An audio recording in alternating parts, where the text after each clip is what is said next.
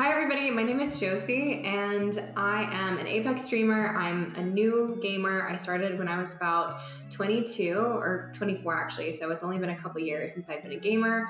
On this channel or on the show, we're going to talk about how it's been being a new streamer and gamer, how to do content creation, what it's been like being a woman, different people in the industry. So our guest today is going to be LP. She goes by Little Percent. Her name is also Kira, and she's a streamer herself. So we're gonna ask her some questions, and yeah, we'll get into it.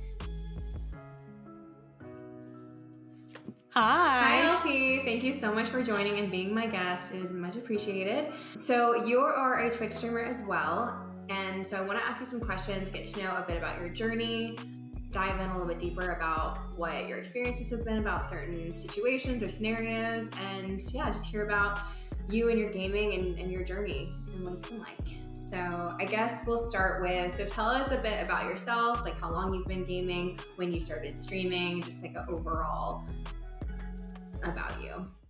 Yeah. I remember getting my first GameCube in like 2000 or so. So I've been gaming my entire life, essentially. Okay. I started streaming, oh my gosh, in 2018. I had been on Twitch before. I had a friend in college who was a streamer. Her name is Brittany. She's amazing. That's also her stream name. She was one of the first on Twitch. So she got just Brittany as a name. Oh, that's so awesome. Yeah, no, it's lucky. Really cool. Yeah, very lucky. So I kind of had been introed through that. I'd kind of taken some years off in college from the gaming world. And so I didn't know any of the new games out. Like I didn't have any of the recent consoles. I think my last console had been a PlayStation 2. I had never tried PC gaming before. I didn't know what that was. Interesting. But I was like, hey, I got the time. People liked it when I was on Twitch on Brittany's channel, and it seems like a fun thing to do, and I want to play video games again. So would you say that Brittany was your inspiration, or like if it weren't for her, it might have taken you longer to? Absolutely. Yeah. Okay. Absolutely. That's awesome. So you sort of had like a mentor in a sense. Yes. Yeah. A mentor and a community that was also like excited and nice. Yeah. I think nice that's community. I would say, I think it's interesting because it seems like with your situation, you had a bit of a leg up in a sense to where you had a mentor so you could ask for questions about certain things, someone who's already done it.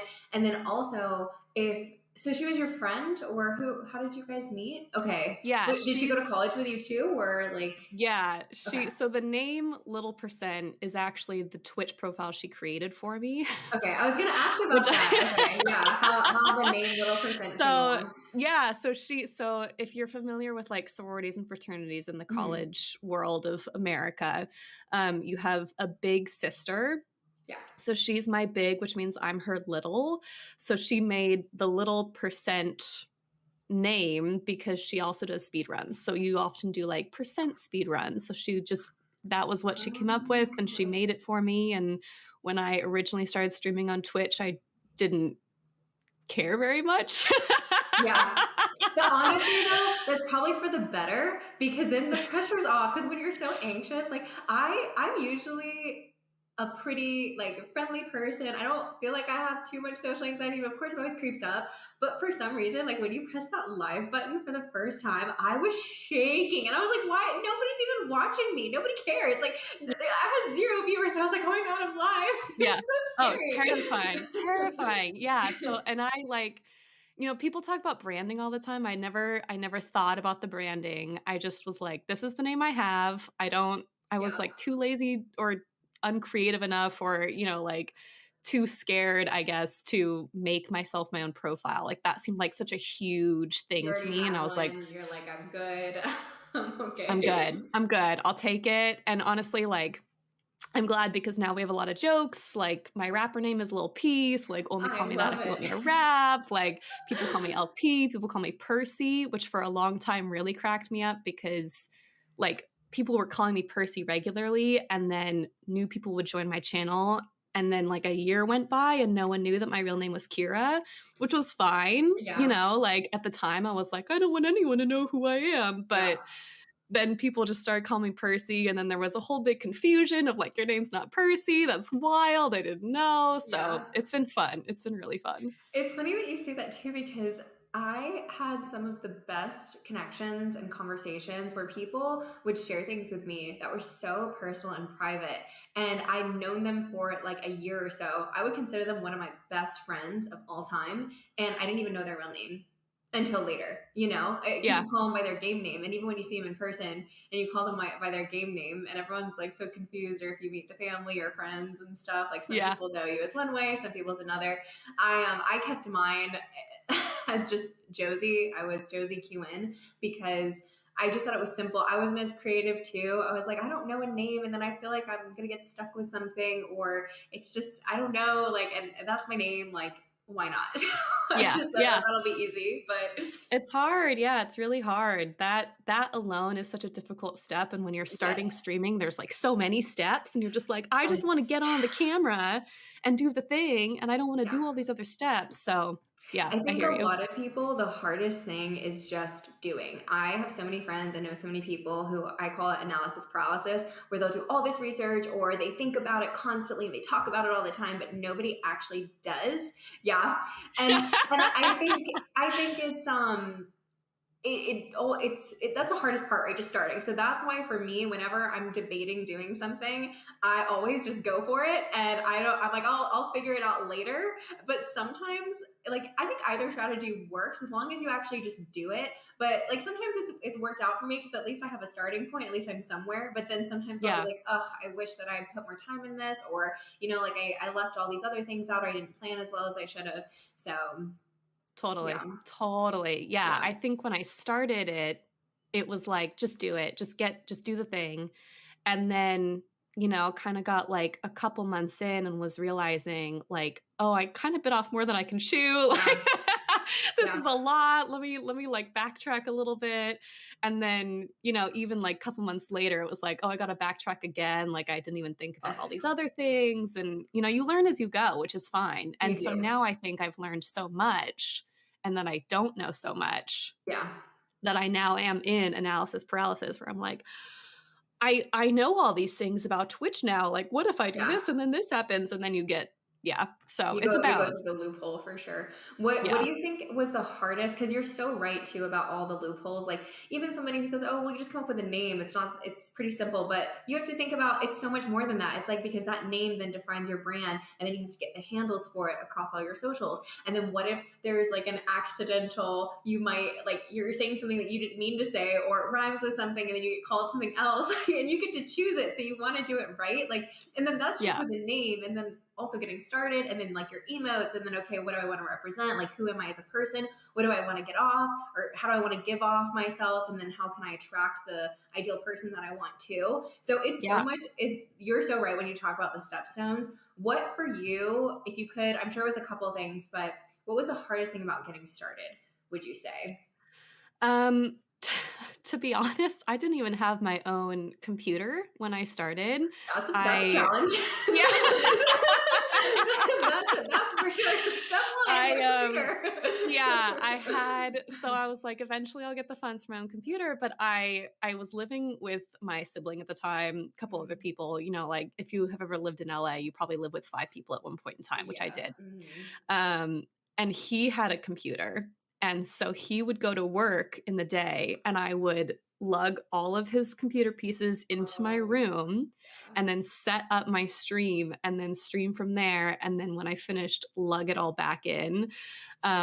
Which, you know, you hear all these crazy things about people starting, and they've got like the shitty camera, and they've got like the really bad computer that like is a laptop and like not meant to do this, but they figure it out. Like, there's always a way to figure it out. So that was probably the biggest challenge. And then because you're focusing on just get a computer, you're not thinking about like the audio and like other equipment that you might need. And like, you know, it just becomes sole focus. So I can't even imagine not having a computer. And I think for those who are not gamers or who have big computers, It is such a feat to lug a computer and to re-plug everything in and then make sure everything's working and all the Yeah. testing. I don't think people understand like just how hard that is.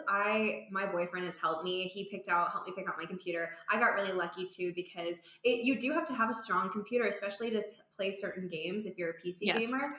And then to take on the streaming too. Some people have 2 streaming computers, which is crazy. So yeah, if I didn't have him to help me through it, and then I also got to use it as a tax write-off because it was for my business. So I was like, okay, there we go. There's a little loophole, but not everybody has those opportunities. And then if you're traveling too, if you're a traveler, I mean, you can always there's always ways to make something work. And I do think you have to be careful because you don't want to give too many excuses. Because even like you were lugging it and you figured out a way, but at the same time, like that's tough and trying to get it all set up. And then if something's not working and you're like, ugh, but that's amazing. Insane. I had no like technology knowledge either. Like I just kind of was like, I'll figure it out, whatever. And with that, like Brittany helped a lot because she's an engineer. She knows things. So I'd call her at like 9 a.m. in the morning, be like, I don't know what's happening on my OBS right now. Like, what is this? And she'd be like, okay, click on the box, go to this. Do you see that? So she could always help me out. So that was, again, another big help in the struggle, you know? Yeah. I think a lot of people do have support in ways, like whether it's computers or whether it's a person or whether it's something. It is so hard to do something purely alone. Again, totally possible, but having that extra help, or like even my stream, when my technology would go out, I had people who would want to troubleshoot with me. I only let the people who I of course trusted, because you have to be careful that people are going to mess your stuff up. And some people too would say that they knew how to do it and then they'd actually mess things up even more. And I'm like, oh my gosh, this is already a mess. Like a mix up and I don't know what I'm doing. But there was always that one person that would come in and they'd be like, okay, let me see your settings. Let me take over. And I was like, oh, thank God. I was so thankful that I had people to be able to help, because if you're not a tech person too, like, most people are techie though. I feel like tons of streamers are like, oh, I'm going to build my own PC or I'm going to do this. How did you figure out when you finally got your computer sorted out? Did Brittany help you? Did you save up for it? Was it super expensive? Like, how did you finally take that step? I had, I had another weird twist of luck. So my brother moved out and took his computer with him. At the same exact time, a friend of mine was moving from his apartment and needed a place to store a bunch of stuff, one of which was his gaming computer. So then I had his computer for like, I think 6 or 7 months. And in that time, I built up my Twitch enough to be making income off of it. And so then I went back and I had this beautiful community of people who were like, we want to help you buy a computer. And I was like, tell me what I need. Yes.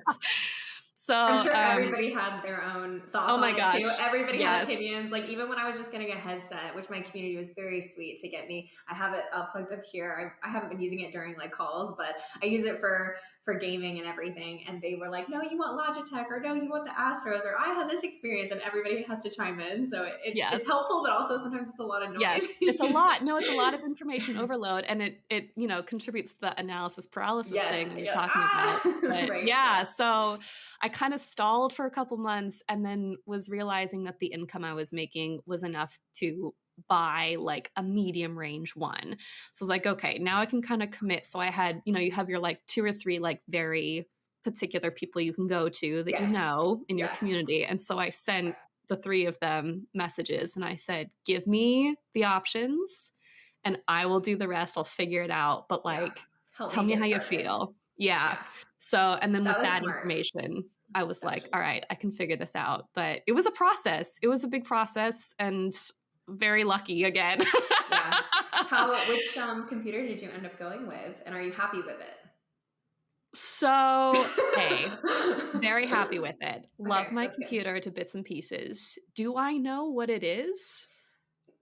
That's okay. Hey, the real point is that you're happy and it's been helping you run successful streams. So Check, you're There's yeah, good. there's a command in my Twitch chat that you can hit that will like tell you what I have, and I truly to this day I'm like, I don't really understand what that Yeah. means. Yeah. I I love learned a it. lot So about many. graphics cards. Yeah. Oh my gosh. And like the newest graphics card, apparently there was like the whole craze, but apparently now it's actually not as good as people thought it was. Oh I no. don't know. You know what I'm talking about? The like giant graphics Yeah. card that, or Yeah, it's the like a big yeah. smaller, or I don't know, Yeah. something. There was like a huge craze about a graphics card that was getting sold out everywhere. Yes. It was nuts. People were like, it was crazy, but I didn't really know too much about it. And I'm so thankful that you're a little bit technologically challenged as myself, because so many people that are streamers are like already know all about technology. They're engineers, like they're data experts, like the computers are their lives. They know Yeah. software, like coding. And I'm like, I'm not. That's just so over my No. head. Or when Yeah. you're streaming and people are like, change your specs, or what is this? And I'm like, I need 20 minutes to even try to understand what Yeah. you're talking about. Yes. Yeah. It's a true problem. Yeah. There's some basic things that I feel like I know now. Yeah. Like definitely have gained knowledge. And when I was searching for computers, like I went so into like what everything meant. I was like, I have to understand the exact definition And of the every piece of this vocabulary. computer. Yes. And now, the knowledge has left the building because I don't need it in my daily life. Yeah. But yeah, there's a lot of things that like you just don't even realize that you need to be able to do on a Yeah. computer in order to set up a stream, and then troubleshooting, like that's Oh, a whole other troubleshooting is a thing. whole other thing. I had so many tech guys too that was their job, was helping people troubleshoot, and so like that was a huge Yeah. relief too to Yeah. say like, okay, turn it off, turn it back on again. I'm like, I know that. That's what I do know. Always the first step. Yeah. Yeah, like I know that. So it was so funny though. Okay, this will probably make you feel better though, because I had to call my internet service provider because it was not stable connection. It was horrible. That's why I took such a big pause from streaming. It was so frustrating. I would get on and then it would be lagging like crazy, and then I'd have to get off, and then you can't just go on and off. Like you need to stay consistent. Yeah. You understand. It's just too hard. Like, and it throws everybody off, and then they're messaging. It's really awkward. Like, and then they go somewhere else.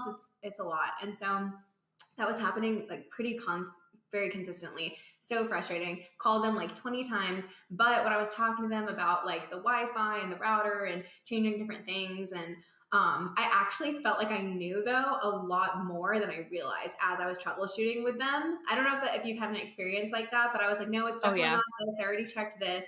And they were like, oh, okay. And then they're like, are you a streamer? And I was like, yeah. I said, okay. Usually only streamers are the ones complaining about like their Wi-Fi.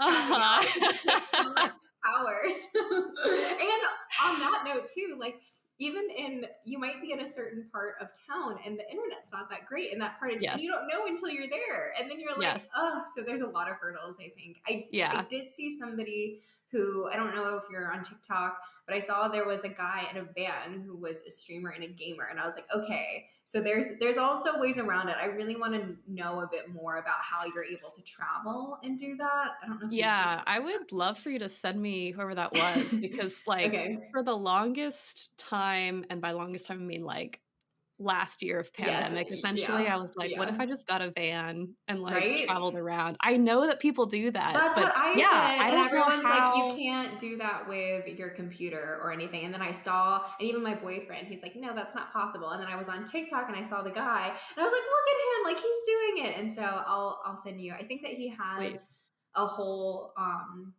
list of like what to do, or a whole step-by-step process, because I think a lot of people ask that when they see he was like in the woods streaming a horror game or something. I'm like, that's so cool, because I do feel like you're limited when you want to travel if you're not specifically a travel streamer, and then you have to stay put, and that's like another bit of a hurdle. So yeah, totally. No, yeah, and that's like, again, coming back to the like analysis and paralysis thing, it's like all of these things start to stack up in like how you can do stuff. And then, for people like you and me, we're like, and the technology part of it. Oh like, gosh, that's a whole other, right? I know. It's just a whole nother level. Yeah. So, but it's possible, clearly. You know, we're both sitting here. Yes, We've we're figured both it sitting out. here. We've done it. Yes, Yeah. that's very true.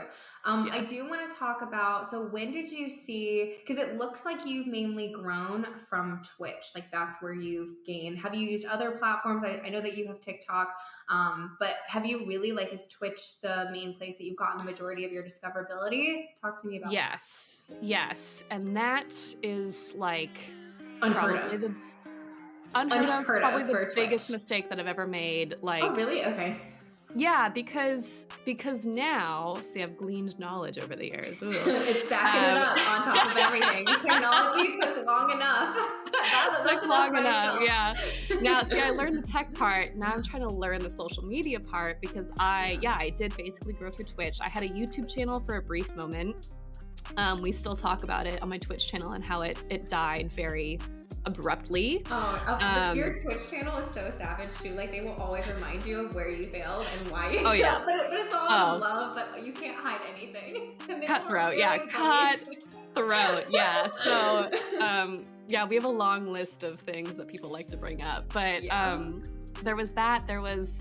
I mean, I'm kind of on Instagram now. Like, I do reels. I enjoy reels. I'm also an actress, so like I know that I have to be like on Instagram, like posting content. That's like a whole nother thing. It's another woo. I'm now on the TikTok as well. I have a Twitter because I was told as an actor I have to have a Twitter. So it's like I have all the things. I'm terrible at using them. Well, and so many too. I mean, it's a lot. Mentioned, like 6 different platforms. So I'll tell you, for me, I actually started with. I do know social media, so I have a digital marketing agency. I was an intern for like a home loans officer, and I didn't even want to be. He's like, oh, I met him through a networking event through somebody else, and we had coffee, and they brought him, and he's like, oh, I need an intern, and I need help running my socials. Do you want to do it? And I was like, I've never done that. I might look like I am social, and I don't even go on social media. I don't know how to use it. Like, I'm not your person. And he's like, no, like you're young. I'm sure you'll like, do you want to just at least give it a try? It's only a couple $100 a month. Like, it's nothing crazy. And I was like, you know what? Why not? So I got to experience that. And then I was actually really good at it and really liked it. It felt fun. Nice. And I only started on Facebook, got to do his content. It was boring home loans officer stuff. So I had to spruce it up. And, then I started going to TikTok and I got to ease into it. So I had that knowledge, which is also a leg up. Like I feel like knowing social media and knowing how to do those things, it's easier. But you just talked about like 5 or 6 different, at least 4 or 5 different platforms. And I think if people are starting out too, to stick to 1 or 2, I would say like, and also double dip. Like if you have a TikTok, then post on TikTok and then download it, but get rid of the watermark. There's a couple free ones you can just Google and then repost it on Reels and then maybe repost it on YouTube where you can wait. But at least do 2 platforms that you're posting the same thing. Really focus on like a few of them, try to learn it, and then mass produce content by spending like 2 hours a week and saying, okay, this 2 hours on Saturday or on Monday, that's when I'm going to do my content days. And then you're done. Because if you're constantly thinking about it, it gets to be a lot. So it's so much. Yeah. It's a lot. I'm revamping my channel right now and, like kind of redoing the way that I approach Twitch because for like 3 months, it was like constantly just trying to make content for all of the other things too, and I was like, this is really overwhelming. There's so many things. And then also people commenting on the other platforms, and some people can say some really mean things too, so then you have to deal with that, and you're trying to be active and then trying to bring people over to Twitch, and sometimes you get weirdos from it and you're like, that wasn't my goal, or that wasn't what I was trying to do. But I do have to say though, from your Twitch stream, it is really difficult to strictly just grow, and it seems like, I mean, now you're branching out into the other socials, but what you've accomplished just from Twitch is very impressive. The discoverability on there is like 0 to none. And so that's huge. Like usually people always grow from other platforms, from like a YouTube, TikTok, Instagram. My TikTok is the big reason why I did so well on Twitch, was because it was easier to funnel in. And so to just start there, like that's a big feat that you accomplished. And I know also though it's a lot more saturated now, because I feel like when it was a couple years ago, you feel free to talk about that because this is when you were around, but can you see a difference between when you first started versus now? I mean, I honestly, I was already coming in to a more saturated group Okay. You were already. there when it was pretty okay. Yeah, but, like 2020 hit and I was like, "Oh, That's when it okay." went crazy. Everyone and their mother was like, "I'm gonna be including me. Yes, I'm yeah. gonna try Twitch streaming." Yeah. Which is great, yeah, but I had, like, friends messaging me out of the blue, like, 3 months into pandemic. They were like, "So tell me about being a Twitch streamer, like, how do I get Yeah. started?" And I was like, "I don't think you're doing this for the right reasons. I'm so sorry." Yeah. I feel like though the people who don't do it for the right reasons or don't really know or they think it's so easy, like let them because then they'll try and they don't realize though like you have to be I had to cancel plans with friends sometimes because I was Yeah, streaming. I was like, I'm sorry guys, like I gotta stream. I have to stream tonight. You have to let your community know when you're not gonna be there, like right. post on other things. It's hard. I thought it was gonna be easier too, honestly, like being a woman. I was like, everybody says it's so easy. It's gotta be Yeah. easy. No, I No. worked my butt off. Did you feel like you had a leg up when you were going in by being a woman, or what do you think? Like the general? Yes and no. Like I knew some difficulties that Brittany had been through because she was a woman, but I also was like, "But I'm a lady on the internet. Like who can Yeah, resist that?" So, right. it takes and it gives for sure, but I Yeah, definitely went in with more confidence because I was a woman. I was like, "People will help me easy. figure it out. It'll be easy, attract the crowds because I'm a pretty lady, whatever, it's fine, Yeah, like, you don't need any other skills. I very much knew that I was gonna be bad at video games, which I, like, still am to this day. yeah. So I was like, "Okay, clearly it's not going to be for my skills as a gamer." Right. My ability There's a to lot of I want to touch on that too though. I think a lot of people assume too that like all women are bad at games, and I think that that's also not fair because of the differences in the hands that we've been dealt. Like guys Yes. have always been encouraged to, they've always had so much time. Like I struggled because I started gaming literally 2 years ago. My first game ever was on mouse and keyboard. I played Apex and I was trash. And so my branding, which going back to that, I never thought that I would consider myself trash, but literally my emotes were little trash cans. And it was like the trash can, like the trash group. And it was really fun. And I felt like it Aw. gave a place for other players to feel welcome. And I would always play with like all levels. And I actually got like okay from where I started, but I think a lot of people are like, oh, of course, like you're bad, but it's like no, you're not introduced to it, or even like your GameCube, like that's just the GameCube, that's not M&K. You didn't even Yeah. think about doing, or if it's competitive or things like that, like yeah. Yeah, competitive games don't get me started, but, yeah, no, my roommate is going through this right now, actually. She just bought an Xbox. She was sick for a week, and in her boredom, she was like, "I'm gonna buy a game console because my, like, friends play games, my Yeah, siblings play games." So she got one, and she has been teaching herself how to play video games, and there's a yeah, lot of things where I'm like, "Oh, like, you didn't do this important thing in your tutorial because you don't know that that's what you're supposed to do in a tutorial, yeah, and now you're, like, very confused in this open world game." And it's like, yeah, but she didn't grow up on it, so she has no idea, yeah. and they're making games for people that, have been doing it for years and years and years and understand, like, "Oh, I get into the game, I should follow, the first Stones, couple yeah. quest things, Hmm. yeah, until I understand what's going on." And she just didn't do that 'cause she was like, "Well, I could just wander around, like, what do you mean I have to go do stuff?" Yeah, and to gamers, they're like that's so silly. Why wouldn't you know? But when you think Yeah. about someone who's completely brand new into something, like why would they know? You know? Why would they know? Why would they So, know? Yeah. yeah. So she doesn't even know, like, there's one game she can't figure out how to quit the game because Oh the, like, no, quit to title screen is hidden in, like, the settings thing, and that doesn't make sense to her because why wouldn't you just have, like, an X button an or X something, or like area, yeah, yeah, or something to go to that's, like, the main options or something. So anyways, yeah, it's a lot of learning. And, not to mention they make controllers like for larger hands, which a lot of women don't actually I have. actually didn't know that. I didn't know Yeah, that they made controllers for larger hands. Oh, that makes it's starting sense. to get better, but also if you want to Ooh. buy the smaller controller, it has to be pink, Of course, So of course. there's just a bunch of little things like that. And I would love to see a study on like mouse to hand ratios and like all Mm-hmm. that kind of stuff. I mean, they make a lot of different sized mouses now, but Yeah. it's all the little things. So My argument too is that, and I've seen so many people talk about this, and I didn't realize how much of a problem it was. And I kind of honestly, like, I went along with it. I was like, yeah, it makes sense. Like, maybe guys are just better at video games. We have different anatomy, so maybe there's something to do with that. But it's so far from the truth. It's not even funny. Like, I feel like I was brainwashed into it. And I feel like other people are too. no. And even, and as I was like reading more and actually looking at certain studies, I was like, oh my God, like this is a problem, and people still believe this. And because you look and you see, okay, well, there's like the only people that compete in games are the guys, or Yeah.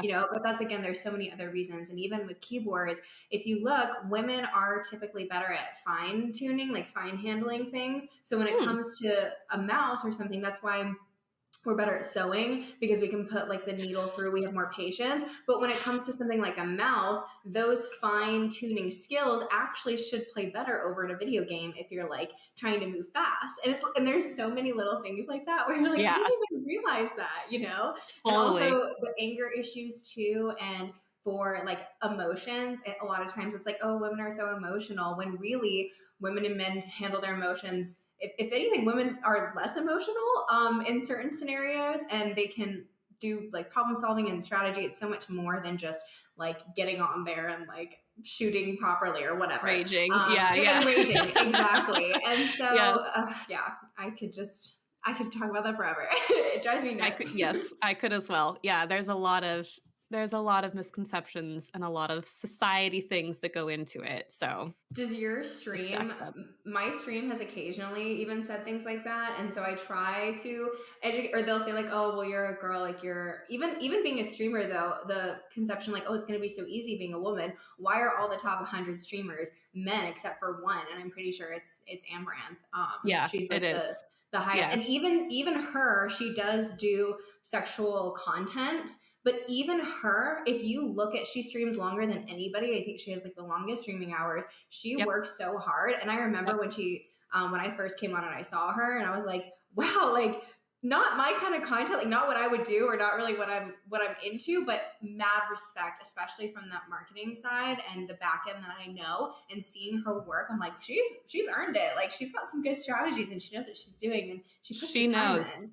Yeah, she knows what she's doing. And but she's still at like bottom of the tops for all of them. And it's like, okay, well, I thought being a girl was so easy. So then why? Yeah. Wouldn't all the top streamers then be females too? No, it's so, my community doesn't really have a problem with that. I also... Have they mentioned, or not that they have a problem, but have they ever made a comment where you're like, that's actually, or not at all? I'm sure over the years, probably. I have pretty good mods. That's good. And so I miss, I'm sure, like half the mean comments that are said to me or whatever. But yeah, that's good. Usually it's just people coming in being like, you're a girl, and I'm like, wow. So have you ever played Apex at all? No. Okay. Not a single moment. Okay. Have you done any first person shooter games, or like the... I have played, oh my gosh, I literally can't remember what it's called. I always do this too. It's PUBG. PUBG is a battle royale. That is a battle royale. Oh. PUBG is a battle. That's the only reason I didn't say PUBG. Yeah. PUBG is a battle royale. Good job, Nick. I was trying to think. I was like, I confuse it, and I always called it Pugba because I could never remember what it stood for. I have a pug. So I'm like, oh yes, it's Pug B. Pug B, yeah. Yeah. Oh, that's so funny. Dang, sorry. That was unhelpful. PUBG is terrifying. People don't really talk as much on that one. But with Apex or with COD, like people talk more. And I would say Apex was really wholesome when I first started. I played it the other day, and literally like every other person, it seemed, maybe it was just a bad night, was just really unnecessary. Like some of the comments or the things, it felt like a COD lobby, and I was like, this is supposed to be Apex. I don't know, like it used to be kind of wholesome. So yeah, it was crazy. There was this little kid. You could tell he was like a 10-year-old. He's like, you sound fat. I was like, oh my god. And then he was like, oh, you He's like, yeah, well, you bleed every month. And I was like, I mean, you're not wrong. And that does suck. So like, What? like, okay. Unnecessary? I Like, was what are about to we? like say something and be like, well, your mom. And I was like, I'm not going to bring her into this. Like, she didn't do anything. But I was She's about just a to. lovely lady. Yeah. No. Oh my God. Yeah. So unnecessary. I stay away from it because I don't think I have the skin, quite frankly, to handle that. Yeah. And I can shoot things in Fallout and it's, the same satisfaction, I feel like. So Yeah. I stick to my Fallout games, my open That's good. worlds, and just mess around in there because then you don't have to talk to anyone, Do you have a favorite game at the moment? Do I have a favorite game? Because I know Many, your literally so variety. many. So okay, do So you have like a top 5? And I want to know the highlights of each one. I probably have a top 5. It probably changes monthly, but I would say right now, Cult of the Lamb. Okay. Amazing game. Love it so much. I'm not usually one for like the roguelikes, but there's something about like the art style and just Okay. like the difficulty level that I really enjoy, like the way you level. I would have to say Mass Effect, the entire trilogy, definitely up there. Beautiful story. Whole thing is amazing. Just storytelling is excellent. Jedi Fallen Order is up there. I don't usually play games that are like oh my gosh, what are those called? Just like very specific. Oh my God, what is that name of the? You can never remember when you're trying to like think of it on the spot. RPG? No, it's not RPG. It's like the ones that Ali O'Reilly was playing for a while. It starts with a D, I think. Elden Ring or Dark Souls? Yes, Dark Souls. Yes, Dark Souls. Like, yes. Yeah, against the monsters. Like Thank that's you. Yes. I like watching that one be played. Yeah, I really enjoyed Jedi Fallen Order, which is like a very easy version of like Dark Souls, with a Star Wars theme to it, which I loved. I would probably also have to say I've been in the Star Wars games recently. So KOTOR, Knights of the Old Republic, very old game, amazing, phenomenal. Graphics are dumb, but it doesn't matter because the story is so good. Yeah. And then probably also Fallout New Vegas. That was the first game I ever like streamed. And it just holds a special little place in my heart. Aww. And to be fair to my roommate, you walk out in that game and there's just nothing for you to do. Like you're just in the desert. And I was like, what do I do now? Because it had been years since I had played like a big role-playing game and did not remember like any of the ways in which I was supposed to participate or play. And like you decide on your stats like right before you enter into the desert. And I didn't know like how to build stats. I didn't understand the importance of that. So it was just kind of like chaos when I played it, but it was a good chaos and it was fun and the story is phenomenal.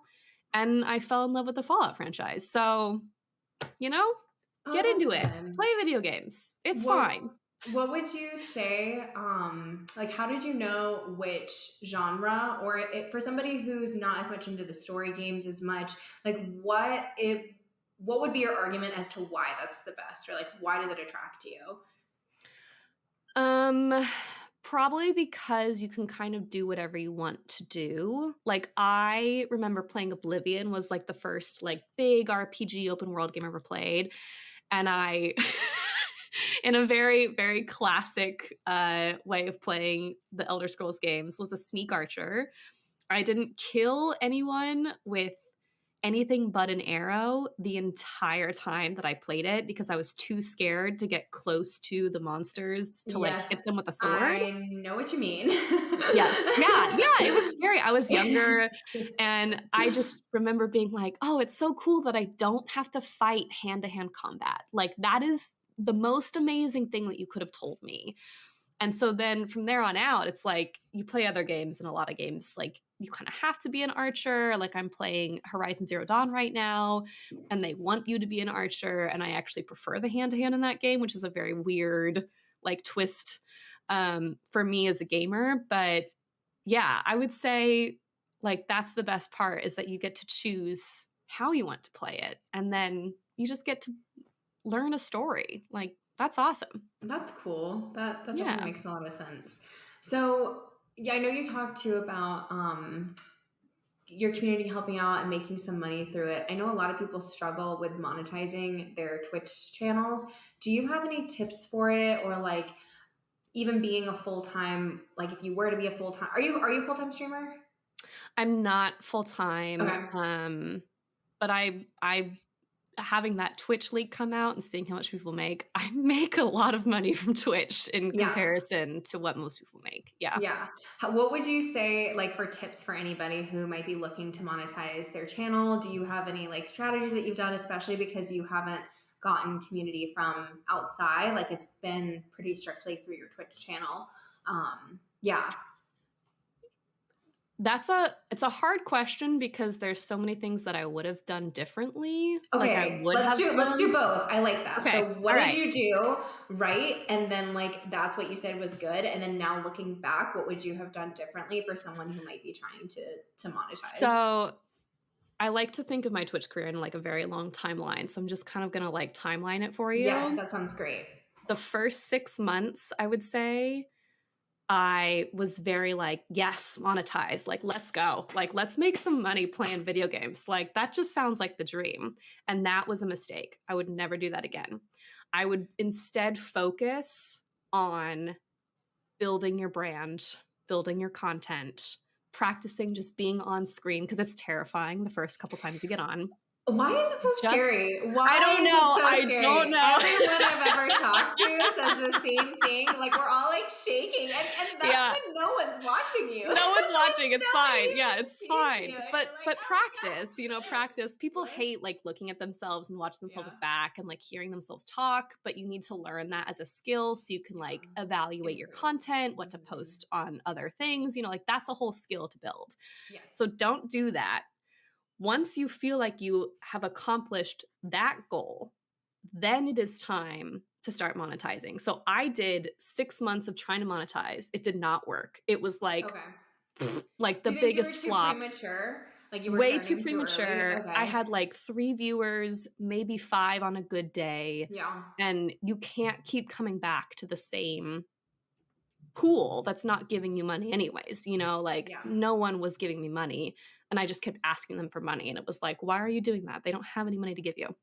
I know. I So, feel so bad too because there's so many people who where they're giving you money and I'm like, oh, I feel bad. Like that's your hard earned. Or anytime, like I did a charity stream, of course, and like helped out where I could, but it like still you do need money for all the equipment. Like there's so much and to survive too, yeah. especially because when you're a content creator, like you put so much time in, and even when people do pay you, you look at it and you're barely making minimum wage. But if you're doing what Yeah. you love and it's like a little extra, of course that's great. And usually people don't get into it just for the money because, like you said, if you do, usually it doesn't work out that way, like at all. But I always felt so guilty, like having people, or anytime when I was in a pinch and I would do a donation stream or try to like hit a goal, I'm like, oh, but I feel like I'm like trying to like suck the money out of all my viewers and like, yeah. That's it feels horrible, but I mean, so I'm an actress, right? So like in my head, I can. I know where you're going with this. That's such a good idea. You're putting on a show too. Yeah, like you're entertaining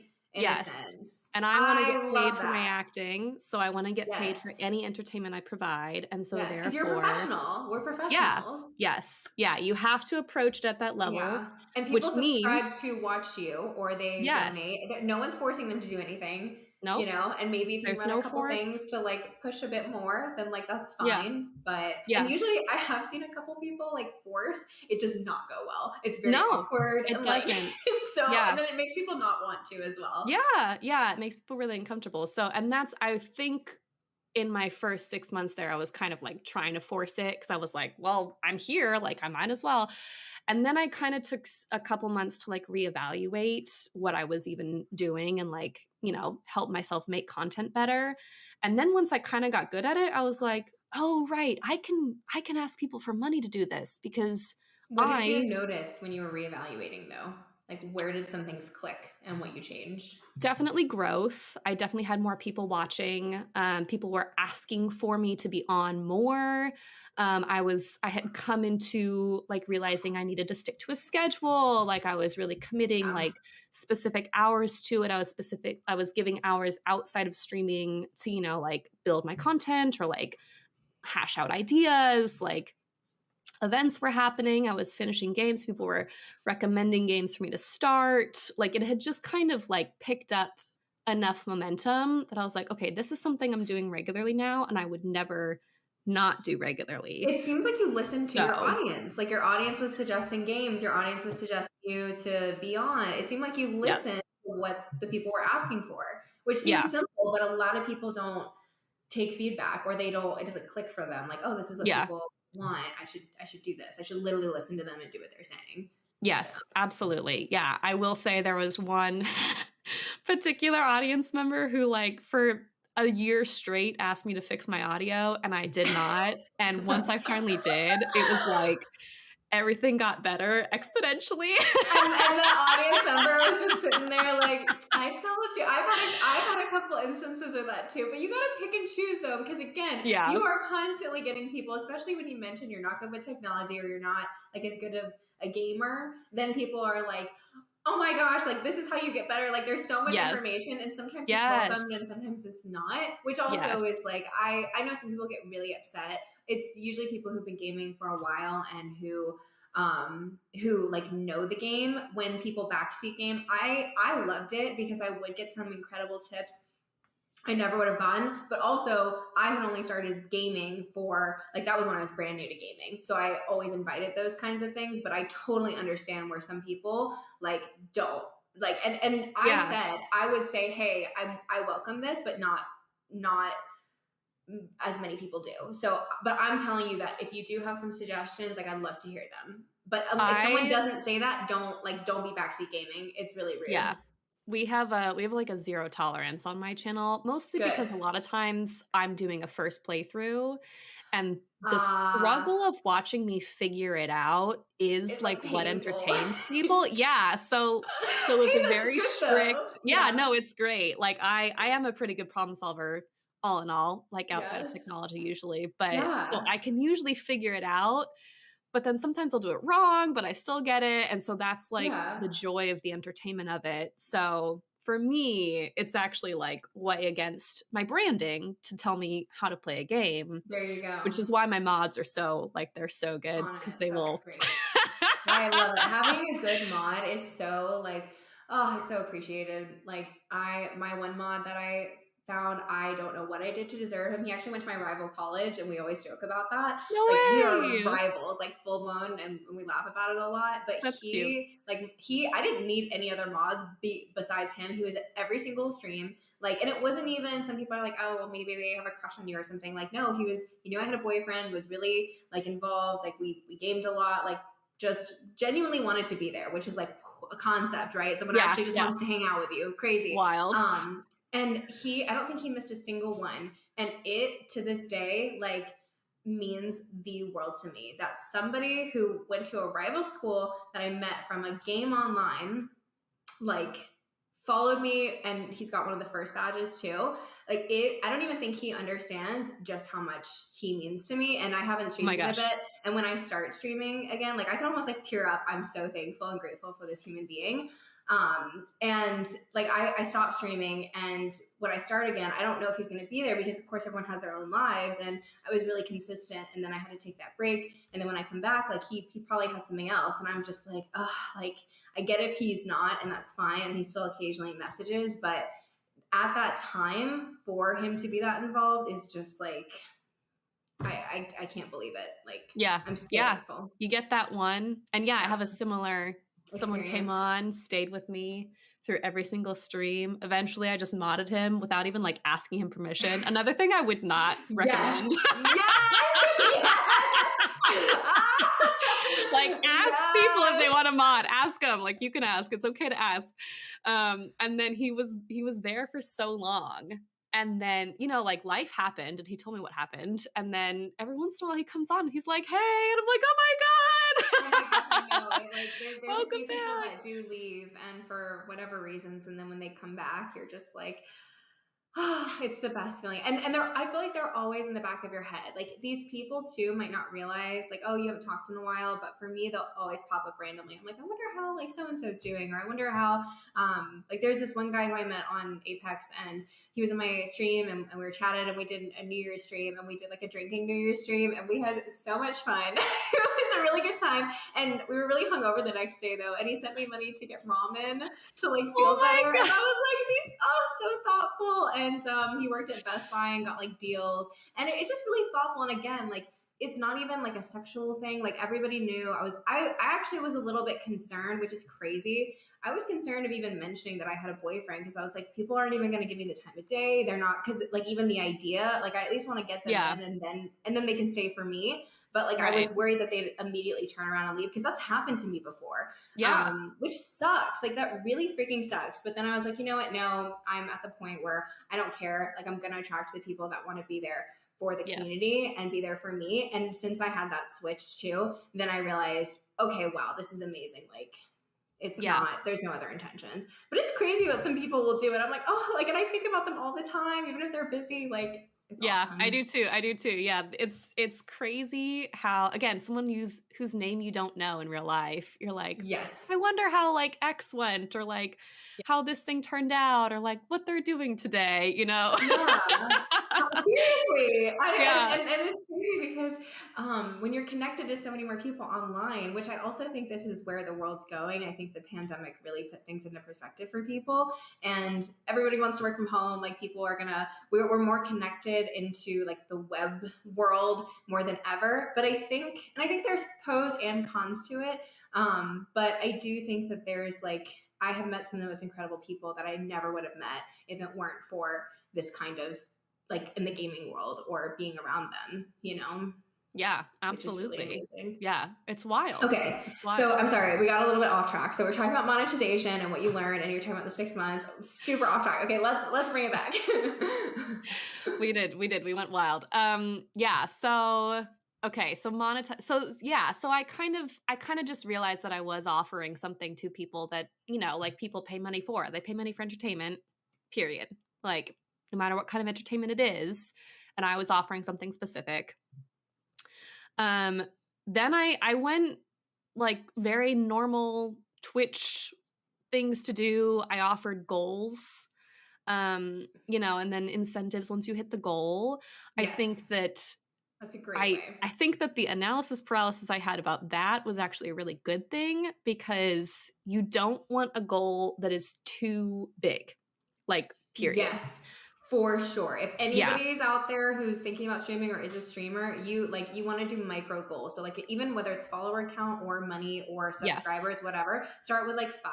Like I would say even like 5 to 10, and then you can always up it, because if somebody sees, oh, it's 4 out of 5, they're so much more likely. They're so much more likely. Think about if you were in someone's channel and you were just lurking and then you were thinking about following and they only had like 2 away from hitting their goal, you're going to click that follow button. You might unclick it later, but at least, or like, oh, give $1 or like $2. I totally agree with you. Yeah, that was a big thing. So figuring out like, which of course it constantly was changing because I was growing. And so then it's always like, okay, they hit that goal too easily. Like that clearly was not even a goal. That was just something that was going to happen. So how do I make it a goal? And then being creative and figuring out incentives. You know, some people do like the hot chip eating stuff. Some people put on costumes. Like you can literally do anything that you want to. That's the cool thing about Twitch. So what did you do? You know, playing around. Creative and like did anything work better than you expected? So again, listening to your community, anytime they suggested something that they wanted me to do, I would like mental note for a goal later. Like The Last of Us was a game that people really wanted me to play because it's got a really good story. And I was kind of like, you know, like one day eventually. So a goal was made for me to play The Last of Us. Hit, you know, like it's just simple stuff like that. My community is big on food. So I did a like snack day where I got all the snacks that people suggested that I try that I had never tried before.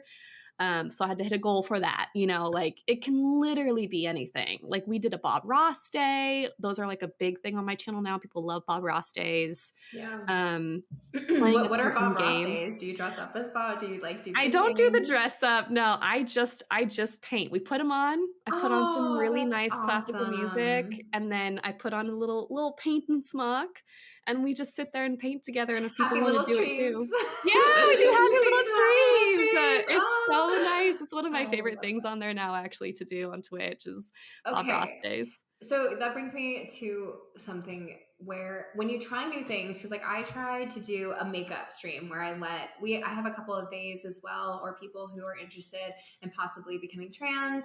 We have a very eclectic group, and so we were talking about makeup, and somebody had mentioned like I actually really want you to teach me, and I was like, okay, like I know that my stream is mainly male dominant, but there's a couple people that are interested, or maybe we can make some good content out of it. So I did do like a makeup stream, which was really fun. I let them pick my makeup and I got to put it on, and it was really crazy because some of the stuff was really difficult. Like I was like, you can pick out a look and I'll do it. It was like one of the hardest looks. I was like, I don't even have Of course. I went out and bought a palette for it because I didn't even have the colors. It was only like $15, and it's actually one of my favorite palettes.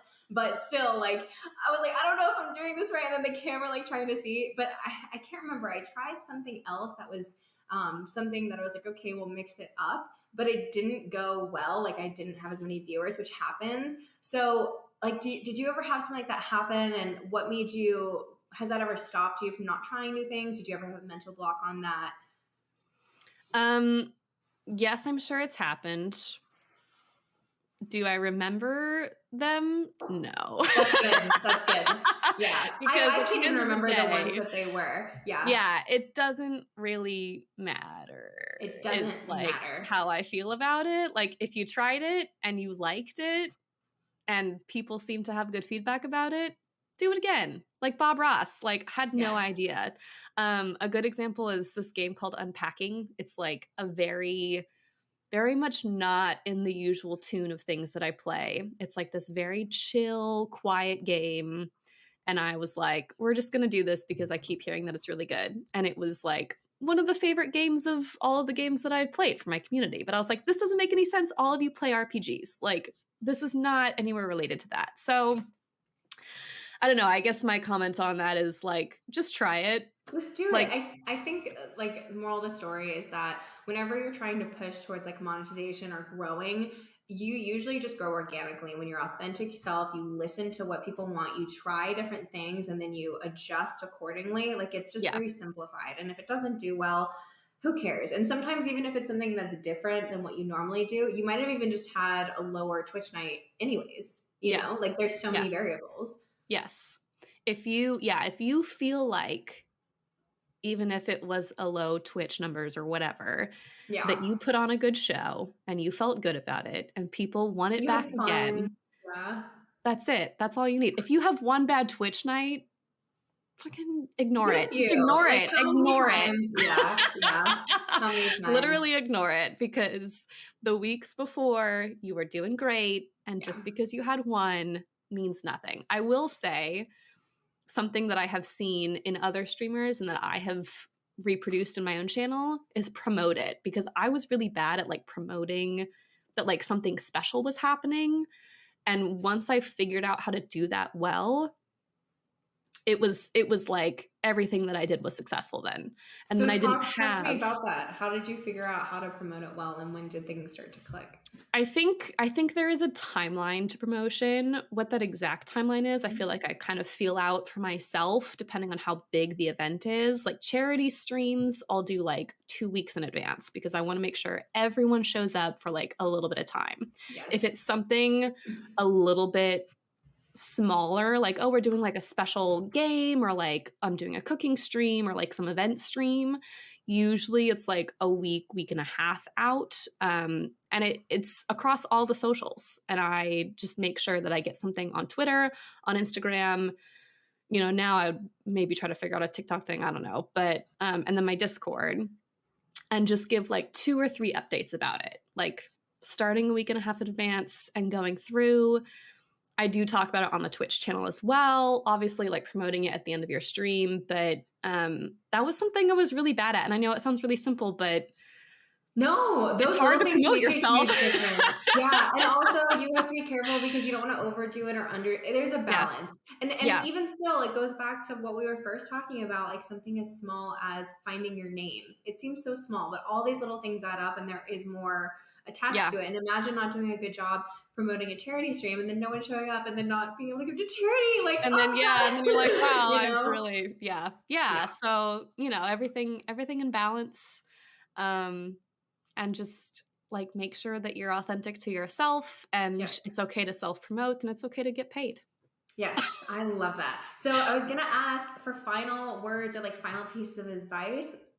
I know you just said something that was amazing or like a good little closeout, but is there anything else that you can think of? Like, I think you've hit the nail on the head pretty well though. Be your authentic self, and you should get paid for what you do. Yeah, I think that was solid. I was like, I wanted you to have a closing statement, but I feel like you already did. So that's the closing statement, that was good. I will, if I can, I'll steal, if you want something else, I'll steal what Harris Heller said in a video recently. He was like, some people show up to play video games and some people show up to make content. So like, which one are you gonna do?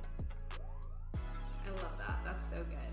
Well, thank you so much for being here. That was honestly such a great conversation. I loved hearing about your journey and answering all my questions. So yeah, good luck with everything moving forward. Congratulations on where you're at. You worked really hard, and definitely kudos to you for what you've accomplished. So keep at it. And again, thank you so much for being here. Josie, thank you. Everybody.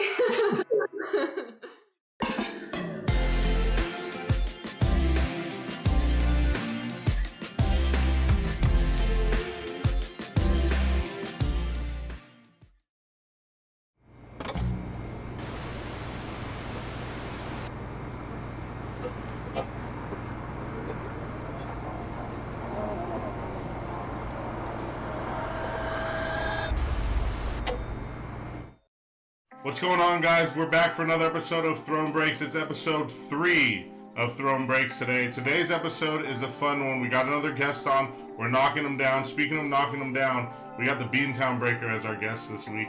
He's a big, massive name in the UFC community. If you're part of the UFC community, I'm sure you know who he is. If you're not, you should know who he is. Aside from that, we're going to talk about a very interesting topic of debate. I have an opinion on it. Everyone has an opinion on it. I'm going to bring up mine, and I'm going to ask you guys to share yours in the comments of what you think in this topic of debate. That, and I have another mail day. This one's a bit special of a mail day. Got a big box and then a couple other things and a pack of 1991 Pro Set PGA Tour golf cards. So we're going to open all that on the back end of the episode.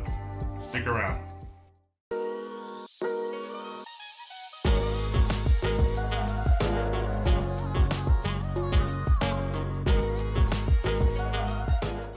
Alright, today's topic is, do you or do you not grade a 1 of 1, and why or why not?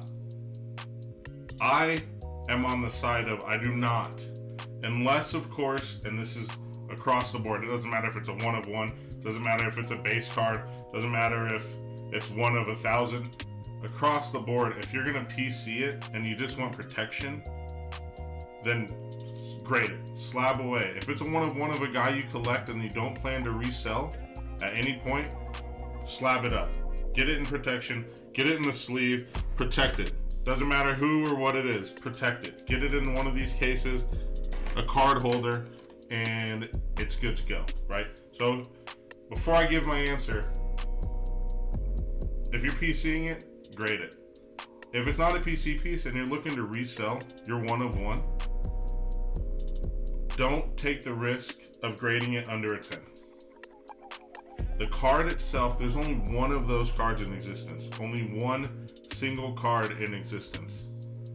The card itself cannot go any higher if it's graded 10, honestly. People don't pay premiums for a 10 1 of 1. Maybe some do. Maybe slab collectors do, maybe, right? But in my opinion, if it gets a 9, you lost some money already. If it gets an 8, you've really lost some money. If it gets a 7 or below, you left all your money on the table there. So I am on the side of don't grade a 1 of 1. It's not going to sell for more.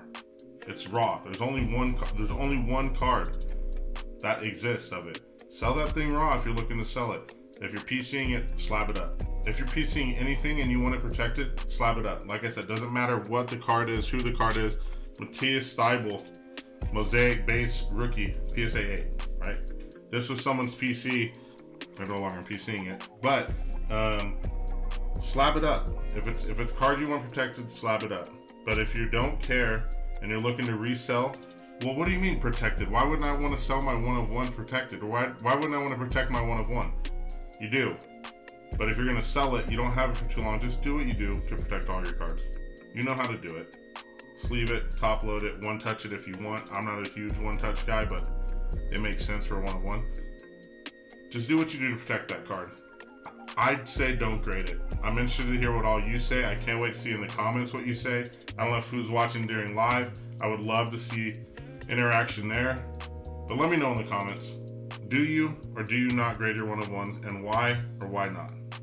I'm excited to see that. So with that said, without further ado, and I didn't ask my guests that question, and I'm going to start asking guests. I did not ask Beantown Breaker that question. But without further ado, we're going to get into our interview with the Beantown Breaker, and we're going to discuss all things UFC, what's coming up, how to look and gauge fighters, when to buy, when to sell those guys, and much more. Check it out. Hey, what's going on, guys? I'm joined by Joe Baldesano, a.k.a. the Beantown Breaker. And Joe, first off, I mean, it seems like a pud of a nickname, but why the name Beantown Breaker? So we just took the name Beantown. It came, I don't know if it came from the horrific, the bombings or whatever, but it just, the Beantown. I don't know. It's Boston's nickname, the Beantown. So I took Beantown. I'm breaking UFC cards. We put it together, and it's the Beantown Breaker. Voila, the Beantown Breaker.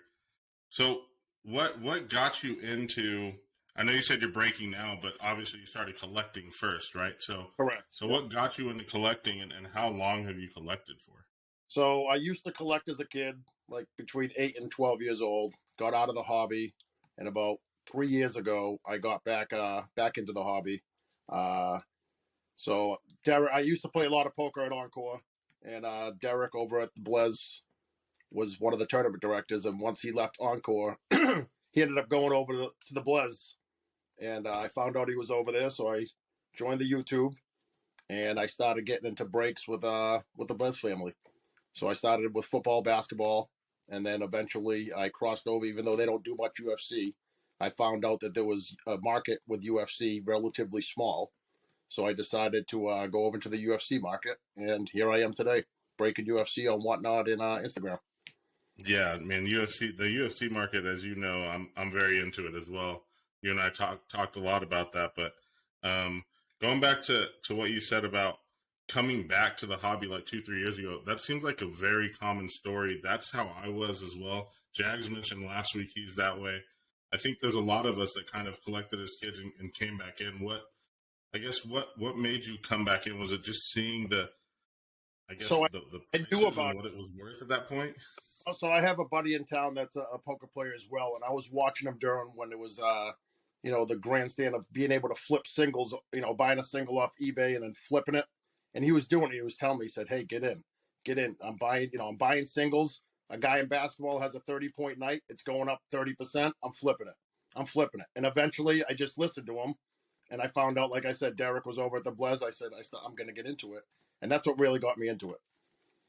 Yeah, it's crazy what was happening and what still is happening, right? But 3 years ago, it was insane. Yes, those were the gold mine days. It's not as easy to do anymore, but it can happen. But it was like almost every card you could flip over. You could take a base rookie, slab it up, and next thing you know, you're making 300% on it.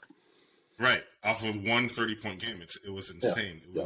It was instant gratification, which we all love, right? And that was another way to get it. So let's go to the UFC category, since you own, in my opinion, you own a pretty big space in the UFC category now, as far as the people I know that are doing UFC and the way they're doing things.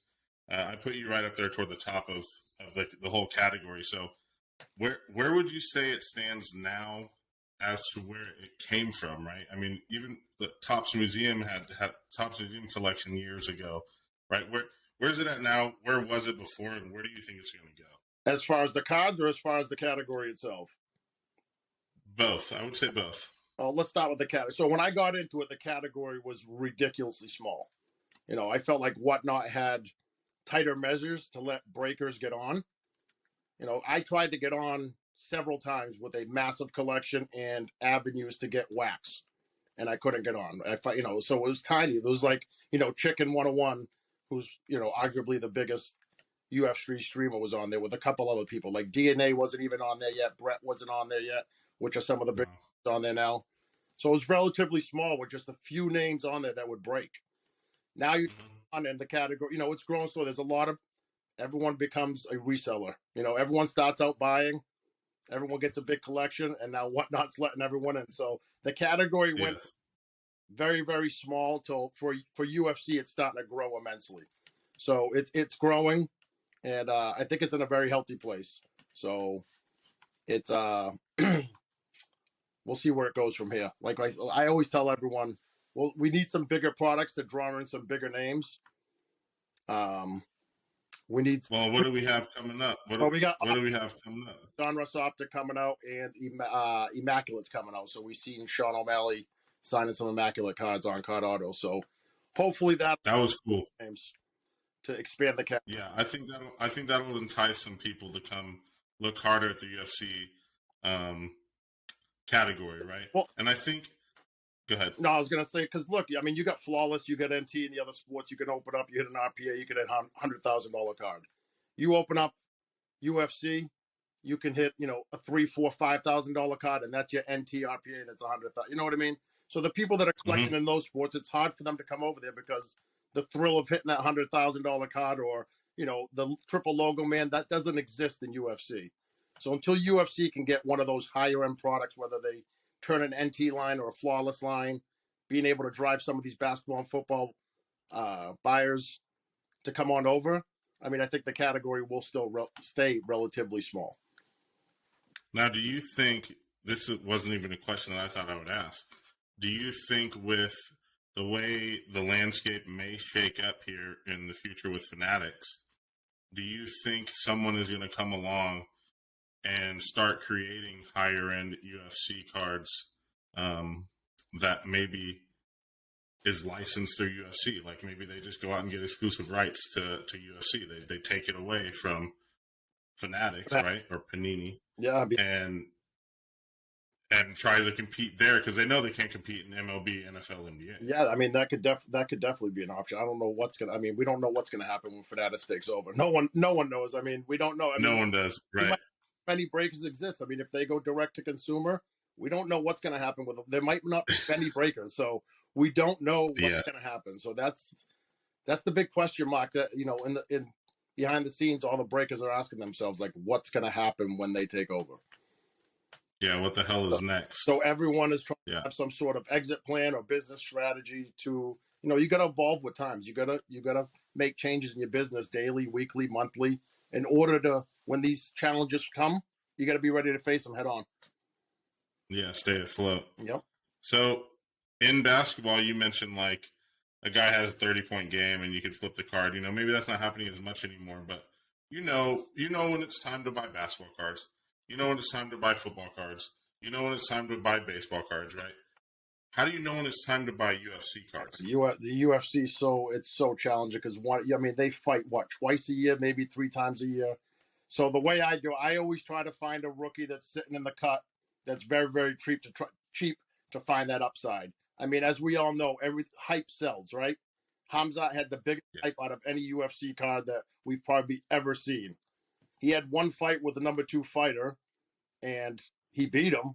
But he looked like he was born. He looked like he was a regular Joe, and his cards took, an absolute downfall, right? So it's tough to see when you get. I mean, everyone has a different perspective on how to collect. I try to find those cheaper fighters, rookie cards that could evolve over the next 2-3 years. So that's the way I do it. Some other people just buy these, the hype guys right now and try to hope their next fight they go up.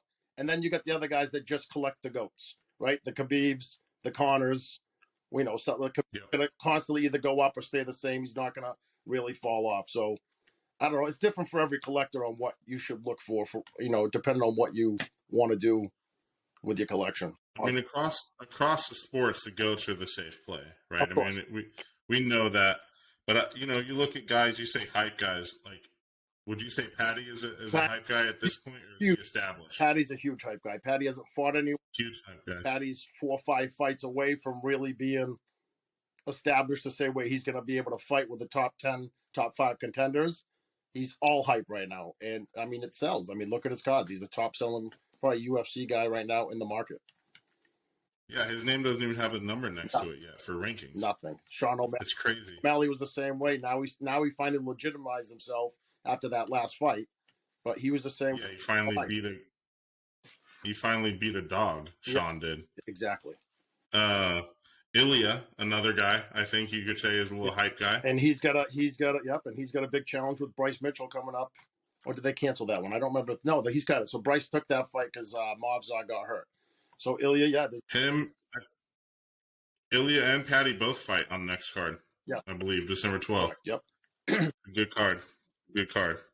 So I go. Do you have any? I go for the lower, the guys that are not yet established to the rest of the community, like the Movzars, the Russian, right? I go. Yeah, you go deep in the cut. Super cheap, but immense potential. You know what I mean? Immense potential. Deep in the cut.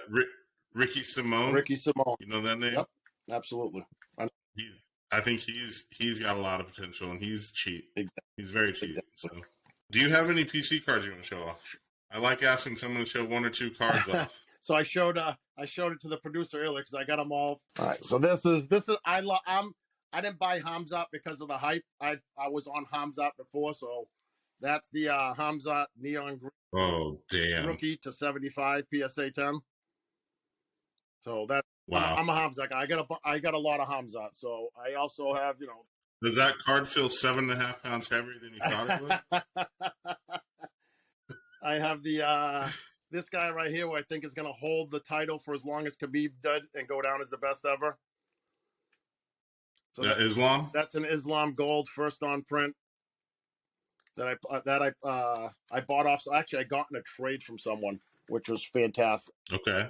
And then this card. You love trading for cards like that. That's insane. Yeah, everyone knows this lady. She just won the title 2 nights ago.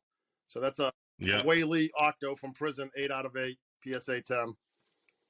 And then that's sick. And then I have cards like I collect a lot of tops as well.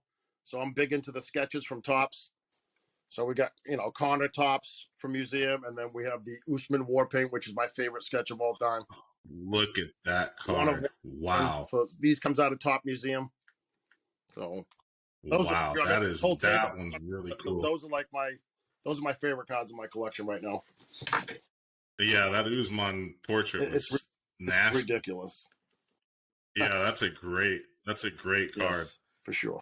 Hey, so quick plug, shameless plugs, all the plugs. Where can people find you? So, how often can they find you? Where do they look? I'm the Beantown Breaker everywhere on social media. I just got some merch done. I'm getting some more produced as we speak, so I'll be able to put those out there. I'm going to give them away as giveaways, sell them, whatever people want.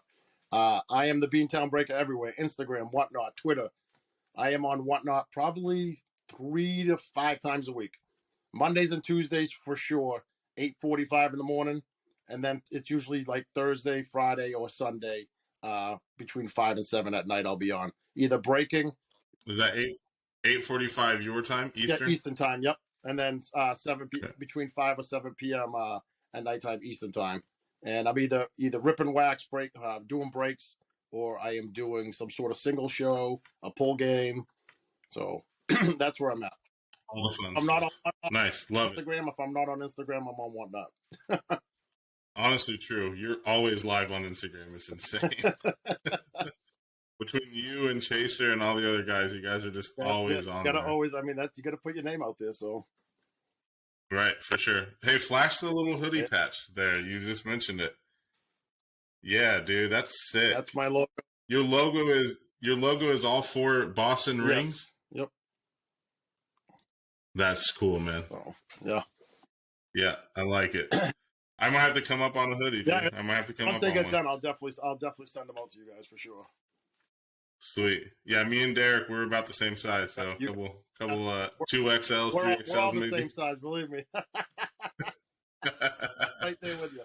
Cool. Yeah, man. Thanks for joining us, and I appreciate your time, dude. I really do. Thanks. Appreciate you.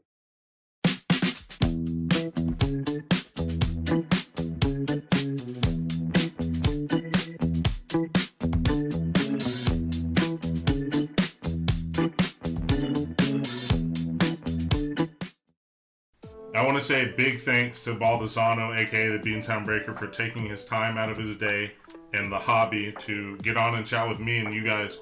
And I think it was really well said, a lot of the things he was talking about with the UFC market and where it has been and where it's going to go. And also the optic release is going to help. But I thought what he said about the higher end sets becoming part of the UFC market will bring in the bigger buyers and really drive the market up. It could not be more true. I hope we get to see that in the UFC market and in the community. I know a lot of people in the community would love to see that. So I hope we get that done. And Baldesano, aka Beantown Breakers, takes on all of it were amazing. I love the way he was talking about, he likes to buy low-end fighters. The guys that, less hype, more potential. I thought that was very smart too. And it was just an overall great interview. And again, I thank him so much for his time. And I hope that he continues watching. I hope that when this interview hits, we just blow it up and the whole UFC community sees it. And it was a great interview. Thanks again, Beantown Breaker. On to what the hell is in this box? What the hell is in this box? I kind of know what's in it. I don't know I know the contents of it, but I don't know what it is. Does that make sense? Did I make sense? I know what's in here. There are Funko Pops from Chicago Toy Company. You'll meet him this season, hopefully. He's going to come on and be a guest. There are Funko Pops in here, but he wouldn't tell me what Funko Pops are in here. He just said when he saw them, he knew I would like them, and he sent them. I believe there's 3 of them in here. So we're going to open this thing up. We are going to open 1, 2 things in the mail, and then, as I mentioned before, the 1991 Pro Set PGA Tour cards. Looking for John Daly rookie cards in that. So we will go, let's go Bubble Miller, case, or pack, and then we'll go into the big box. I'm just going to get right into it. So, I say I'm going to go on a spending freeze, buying freeze. And for the most part I have, but somehow mail keeps showing up in my mailbox. I think we can all relate to that. That's sick. So I recently have become more of a Liverpool fan. I've always been an England fan in soccer. And I enjoy watching them in World Cup, and I know, United States, why not United States?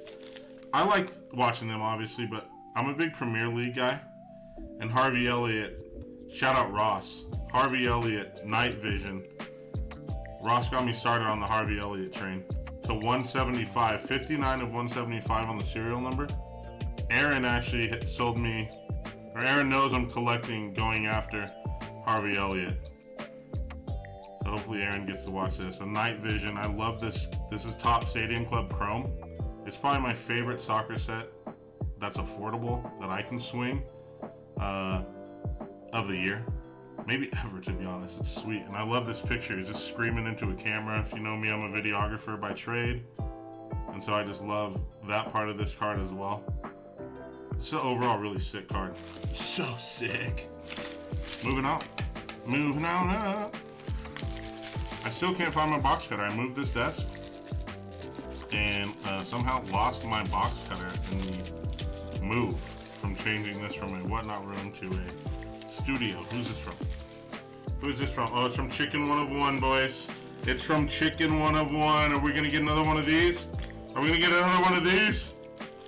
Chicken hopefully will be on my show too. He said he's down, so I just gotta lock him in for an interview, lock him up. I wouldn't do that to you, Chicken. Bok, my friend, bok. Here we go. His packaging is stellar. It's stellar. Little Chucky Liddell. He had to throw in some extras so I didn't hit very well. So, in a true gentleman's way, Shogun Hua, Johnny Walker, John Jones, flashback, Lionheart Smith, Anthony Smith, Juan Baklovich, Dustin Jacoby, rookie, John Jones, Jimmy Crute, Shogun Hua Hyper out of Prism, and a Jan Blachowicz. Again, Chicken didn't have to do that, but he did. I know I talked about him last time, but just a great person in the hobby. Shout out Chicken. Thank you very much, Chicken.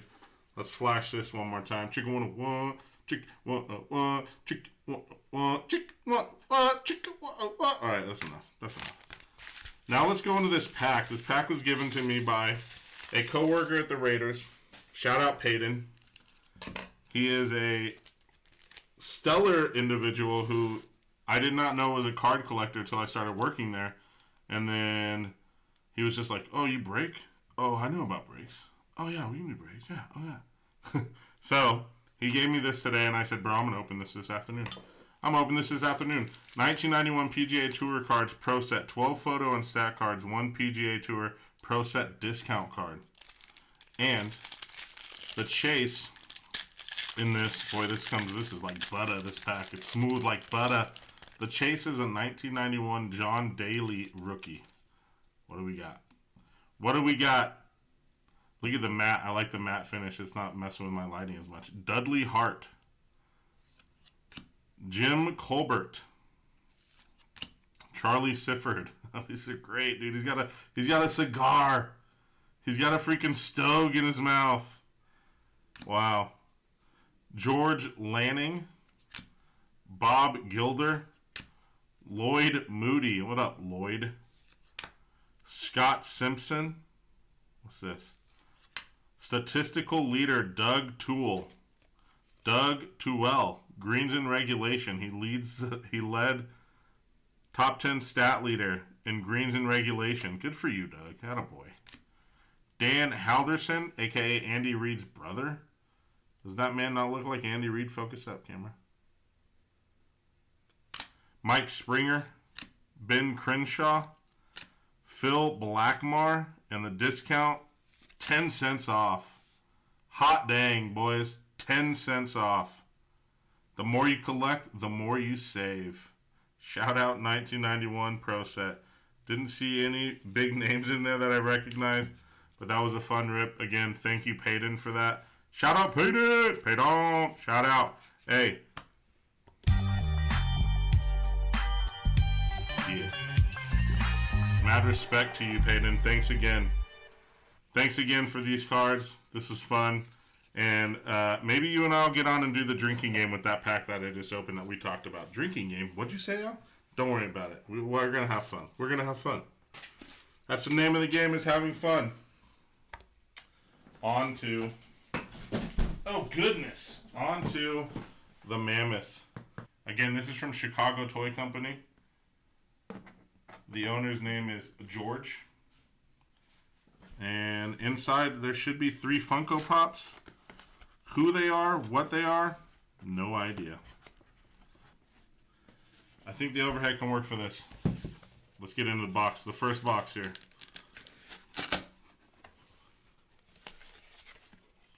No way! It's Big Al! That's so cool! Big Al! Guys, I think that looks just like me. Big Al, that's so awesome. He's got a martini glass. I love it. Hell yeah, Chicago Toy Company. The toy from Toy Story. Look at that. Heck yeah. Okay, that's number 1. Let's go. Let's go. That's cool. Oh, no way. It's Loki. It's Loki. Guys, so here's the story behind this one and why it's so awesome. I have a dog. It's my brother's dog, but we've been dog sitting, and we kind of adopted the dog. And I was on an interview with George and his one of his buddies on a podcast, and my dog kept barking. Guess what the dog's name is? Guess what the dog's name is? Loki. That's so cool. Amazing. Loki. I love it. Okay, this last one's big.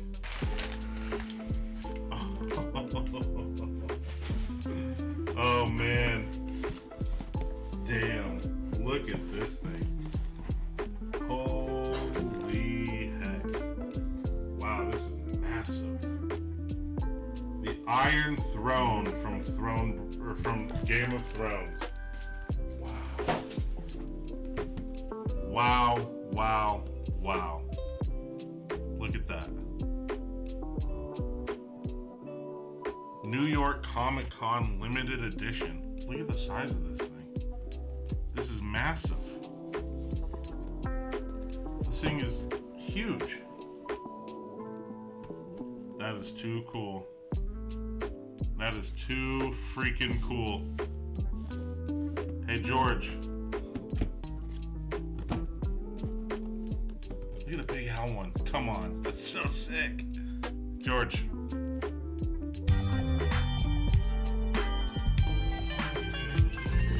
Hell yeah, man. Thank you very much. I really appreciate that. That's tremendous, tremendous, tremendous. That was too much fun. Guys, big owl. Big freaking owl. How cool is that? Thank you for watching today. I hope you enjoyed the guest interview. I hope you enjoyed my mail day as much as I just did. That was exceptionally fun. And then don't forget, please, react, comment. Are you grading one of ones? Why or why not? Until next week, thanks for watching. I'm Big Al. This was Throne Breaks Episode 3. See you guys next time.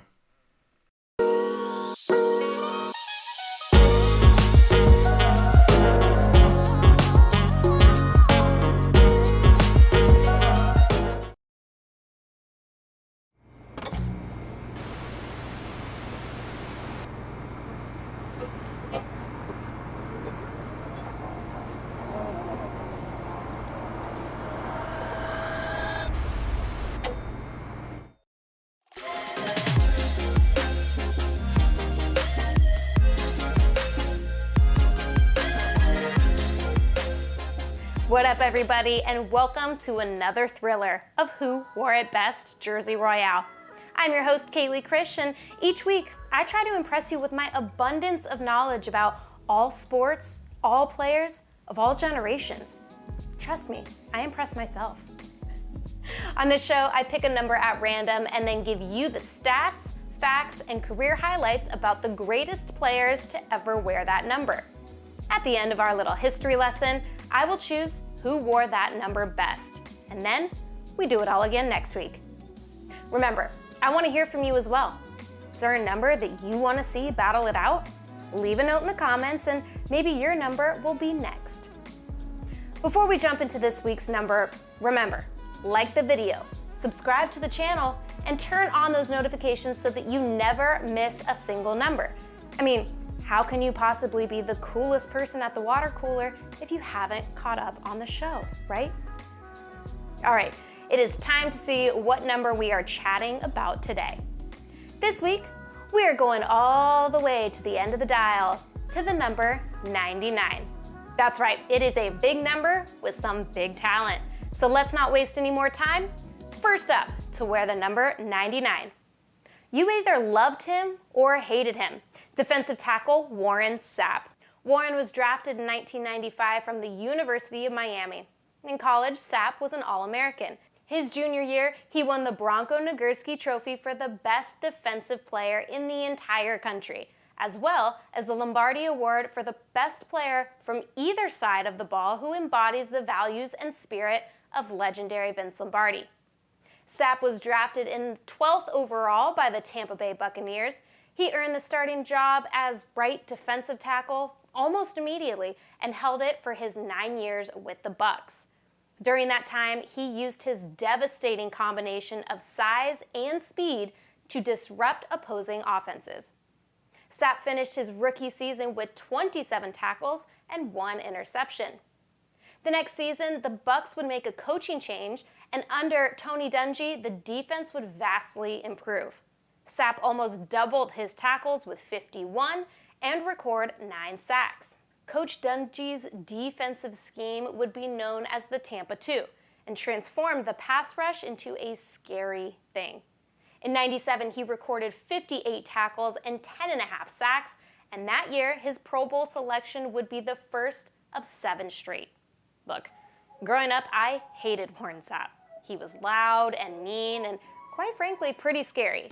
And at the height of his career, who was the best QB in the world? That's right, Brett Favre. So you can imagine how nervous I'd be when those two teams met. Their first playoff matchup in '98, Sapp was a menace to Favre and the Packers. He had 6 tackles, 3 sacks, 2 forced fumbles, and 1 fumble recovery. I remember watching that game, and every time Warren got his hands on Favre, I would grimace because you never knew how bad that hit was going to be. The cool thing was, you could see the respect these two had for each other. Even though there was shit talking, Sapp knew that if he could get to Favre, his name would be up there with the greats. But I do want to mention, the Packers beat the Bucs that game 21-7, so... A year later, Sapp would get the honor of being named Defensive Player of the Year. Now let's jump to 2002. Under head coach John Gruden, Warren Sapp was the leader of the Bucs defense that led the NFL in total defense and pass defense. Sapp tallied 52 tackles with 7.5 sacks and 2 interceptions, earning another spot in the Pro Bowl and gaining All-Pro team honors. The Buccaneers met their nemesis, the Philadelphia Eagles, in the NFC Championship, and up to this point, the Bucs had lost to the Eagles in the playoffs the last 2 years in a row. But this year would be different. The Bucs defeated the Eagles 27-10 and headed to the Super Bowl. Facing the Oakland Raiders in Super Bowl 37, Sapp and his defense would hold the Raiders to just 21 points in a 48-21 victory. Sapp pitched in with 2 tackles, 1 sack for 9 yards, 2 tip passes, and a forced fumble. Sapp is also one of the few players to be named in multiple NFL All-Decade teams. In 2004, Sapp would sign with the Oakland Raiders, continuing to terrorize offenses. In his 3rd year with the team, he would again reach that double-digit sack count with 10 for the season. Over his 4 years with the Silver and Black, Sapp would tally 172 tackles with 19.5 sacks and 1 interception. And in 2013, for all of his accomplishments and insane ability, the Tampa Bay Buccaneers would retire Warren Sapp's number 99. That same year, his legacy would get the ultimate notch in the belt, being named to the Pro Football Hall of Fame in Canton, Ohio. And there you go. There's our first incredible yet terrifying athlete to battle it out for the best to wear 99.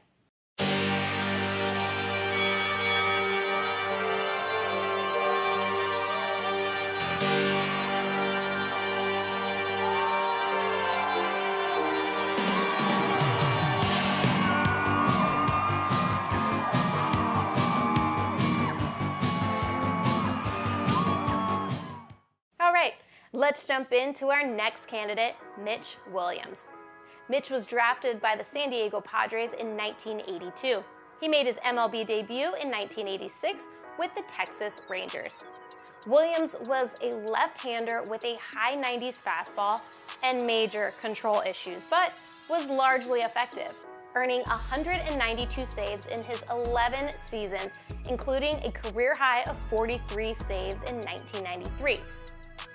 But you know what? Mitch didn't even start wearing the number 99 until 93, so let's just keep it real. The pitcher that Mitch Williams was really inspired by, including walking out to Wild Thing and taking the number 99, was obviously Ricky Wild Thing Vaughn from Major League. So why don't we just give credit where credit is due and talk about the true Wild Thing? Look, some of you might be thinking, Ricky Vaughn is a fictional character. His stats don't count, but excuse me, Wild Thing has inspired a number of athletes, including the Cleveland Guardians relief pitcher, James Karinchak, who has an uncanny resemblance in pitching style to Ricky Vaughn, adopted his number and his walkout song. We also have the 2022 National League Rookie of the Year runner-up Spencer Strider from the Atlanta Braves. He's making his number change from 65 to 99, and come on now, we know it's to follow in the icon's footsteps. So, why don't we just go ahead and look at Ricky Vaughn's career stats? That's right, career stats. Now, these stats come from John Sickles, who was an ESPN minor league baseball analyst from 96 to 2005. So he has seen some of the best prospects come through. He obviously was able to take Ricky's rookie season and predict what he would do in his career. So let's get to it. Ricky Vaughn was drafted by the Los Angeles Dodgers in 1984 out of high school. Now, a few years later, the Dodgers would release Vaughn for a simple misunderstanding, also known as Grand Theft Auto. But while serving his time, he pitched in the California Penal League. And while no stats were kept, other than good behavior, of course, the Cleveland Indians saw that unharnessed speed and signed Ricky in '89. In his rookie season, Ricky was incredibly versatile, making starts and saves. He would start 19 of 41 games, threw 114 innings and had 5 saves with a 3.79 ERA and 129 strikeouts. Now, Rick had a slow start to his rookie year. I mean, the first hit off of him was a grand slam. He got tossed in the first game he played. But once his wild arm got under control, Vaughn really turned it around. In fact, the skipper trusted Ricky to throw relief in the 8th inning of a winner-take-all game. Here's the setup. The Indians found themselves tied for first with the Yankees. They would be forced to play a one-game winner-take-all matchup to advance to the playoffs. Now, bottom of the 8th, the teams are tied 2-2. With the bases loaded, the Indians manager Lou Brown sends in Ricky Vaughn to face Clu Hayward. Now, remember, the last 2 times Vaughn faced Hayward, he homered off him, including a grand slam in the first matchup. But now, with the first playoff appearance in over 30 years on the line, Wild Thing comes into pitch. Vaughn would throw 3 straight fastballs, 97, 99, and 101 miles per hour, flying right past the big boy and striking him out, ending the inning and ultimately getting the save, sending the no-good Cleveland Indians into the playoffs. Not bad for his rookie season. A year later, Vaughn would start every game he played. He would up his innings and strikeouts, pitching 209 innings with 167 strikeouts, but his ERA would go up slightly with a 3.83. In '91, Wild Thing would become even less wild and dominate on the mound.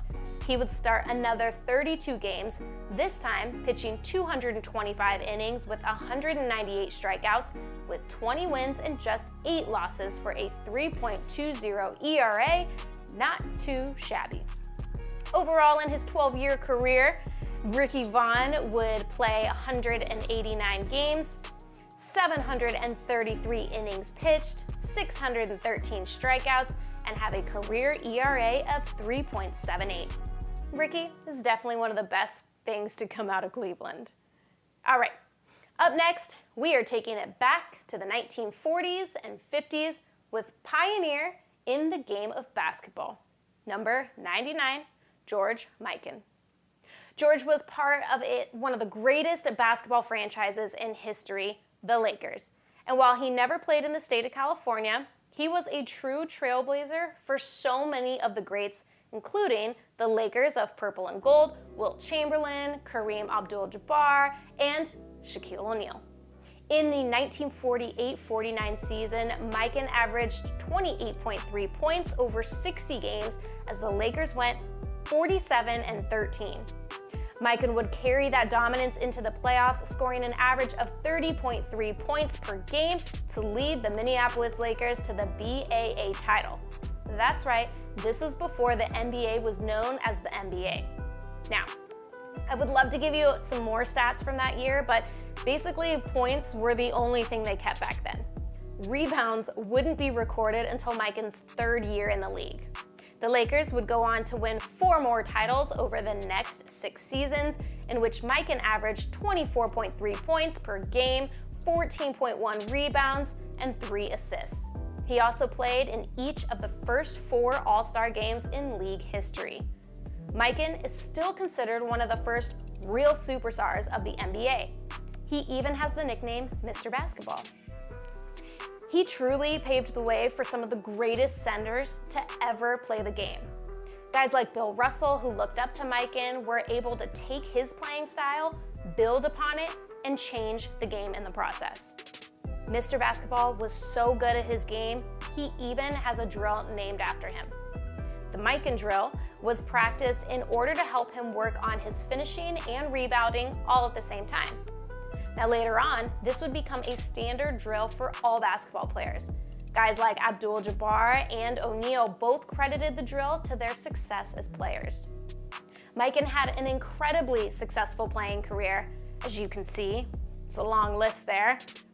He won 7 championships in 9 seasons, was the 1953 All-Star Game MVP, and 3-time scoring champion. That's the title given to a player who scores the highest points per game average in a single season. Mikan was so dominant in the NBA, they were forced to make several significant rule changes, including the introduction of the goaltending rule, creation of shot clocks, and widening the foul lane, which of course is known as the Mikan rule. Because of his trailblazing accomplishments, Mikan was inducted into the Naismith Memorial Basketball Hall of Fame in 1959, which is an American history museum and Hall of Fame, which also serves as the complete basketball library. He also made the 25th, 35th, 50th, and 75th NBA anniversary teams. I'd say that qualifies him to be Mr. Basketball. Now, from an icon of basketball to an icon of hockey, let's take a look at number 99, Wayne Gretzky. Now, admittedly, there is no way I can list every single one of this man's accomplishments and contributions to the sport. So I'm going to go through the highlights, but still, you should buckle in. Gretzky came to wear the number 99 in the Ontario Major Junior Hockey League. He originally wanted to wear number 9 for his hockey hero, Gordie Howe, but since the number was already taken, his coach suggested he wear 99, and I think we're all pretty happy he did. In 1978, at the age of 17, Gretzky signed his first professional contract with the Indianapolis Racers of the World Hockey Association. Now, at this time, the WHA was struggling to stay afloat, so after only playing in 8 games, Gretzky was sold to the Edmonton Oilers. In 1978, Oilers owner Peter Pocklington signed 18-year-old to a 10-year, $3 million contract, which at the time was the longest contract in hockey history. That season, Gretzky finished 3rd in the league with 110 points and captured the Lou Kaplan Trophy as Rookie of the Year, and helped the Oilers finish in 1st place in the league. At the end of that season, the WHA agreed to fold, and 4 of their teams were absorbed by the NHL, including the Oilers. In his first season in the NHL, Gretzky's success would continue, and he was awarded the Hart Memorial Trophy as the NHL's MVP, his first of 8 in a row, by the way. He also tied for first in scoring with 137 points. This season still stands as the highest point total by a rookie in NHL history. Gretzky also became the youngest player to score 50 goals. He won his 2nd consecutive Hart Trophy, and in the first game of the 1981 Stanley Cup playoffs, Gretzky had 5 assists, a single-game playoff record. Now, in the 1981-82 season, Gretzky would surpass a record that had been held for 35 years, 50 goals in 50 games, and he actually did it in 39. His 50th goal came in the final seconds of a 7-5 win over the Philadelphia Flyers, and that was his 5th goal of the game. He also broke the record for most goals in a season with 76 and netted 10 hat tricks that year as well. He would finish with records of 92 goals, 120 assists, and 212 points in 80 games, becoming the only player in NHL history to break the 200-point mark. That year, Gretzky became the first hockey player and first Canadian to be named the Associated Press Male Athlete of the Year. The following seasons, Gretzky would break his own assist records 3 more times, with 125 in 82-83, then 135 the next year, and then 163 the year after that. In the 1983-84 season, Gretzky and his Oilers would defeat the 4-time defending champion New York Islanders in their first of 4 cups in 5 years. Gretzky's style of play was so effective, he had an incredible impact on the NHL as a whole. Because he wasn't the biggest, strongest, or fastest out there on the ice, he knew he needed to utilize the entire team in order to move around undetected until a scoring opportunity opened up. Prior to Gretzky, it was typical that one player would have the puck. The idea is you get your best player the puck and let him score. But when Gretzky and the Oilers came on the scene, you had to watch not just one, but all of the skaters on the ice. Now, using this approach, the Oilers, led by Gretzky, became the highest scoring team in NHL history. Now, all that we've covered so far, Gretzky has already had an incredible career. By the time he left Edmonton, he had held or shared 49 NHL records. But as crazy as it sounds, his contributions to the sport of hockey were only just beginning. In 1988, after winning a Stanley Cup, the Oilers had made it known that they wanted to trade Gretzky. So, the LA Kings made their move. This transaction was so huge to the sport of hockey, it is known as the trade.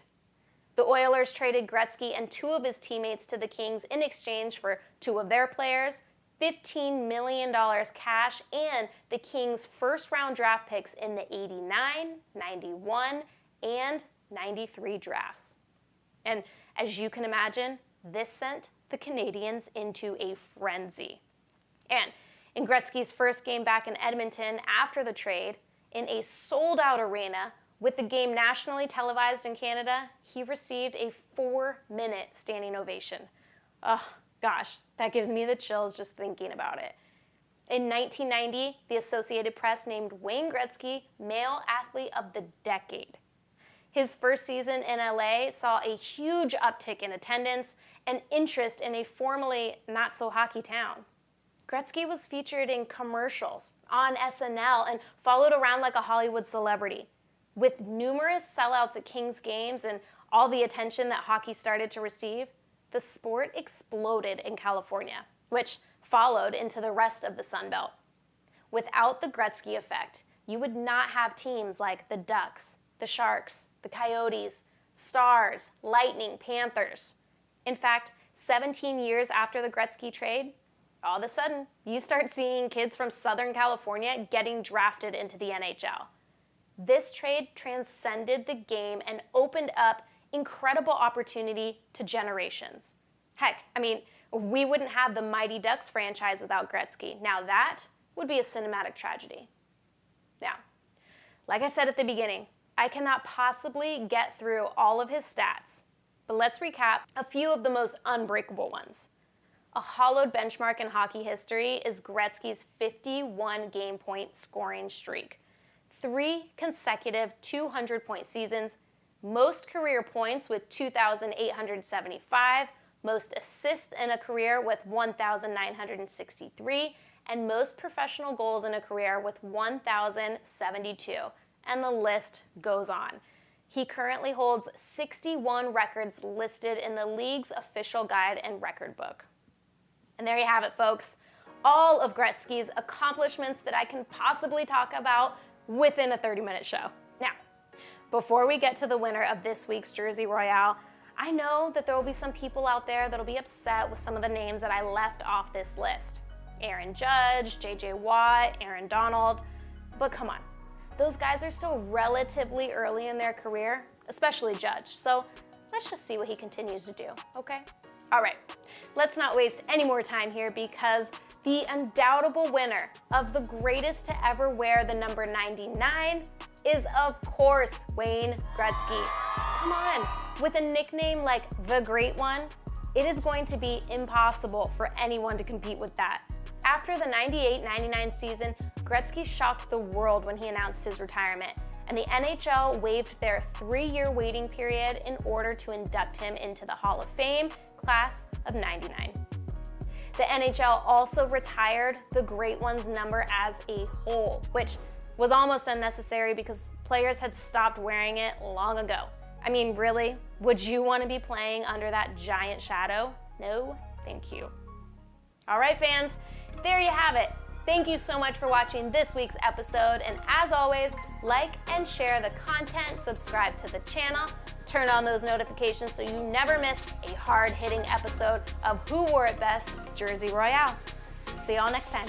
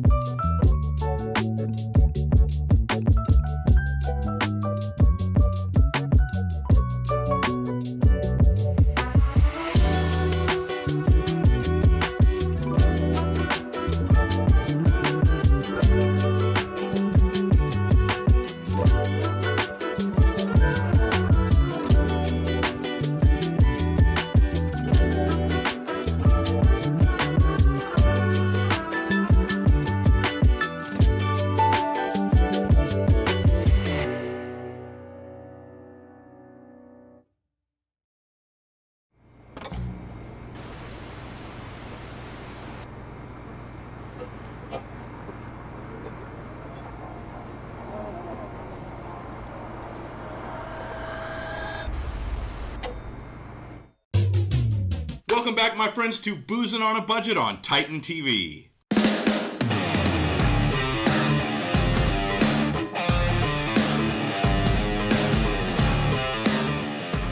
All right, everybody, it's the beer episode. Beer, beer, beer, beer.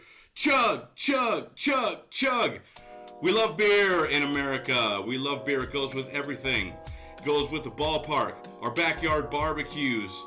Beer is the gateway beverage. I think beer is a place where a lot of us start, right? Maybe it's the first thing to kind of easily sneak out of your parents' fridge. They won't miss one of those beers. I'll go ahead and help myself to one of those.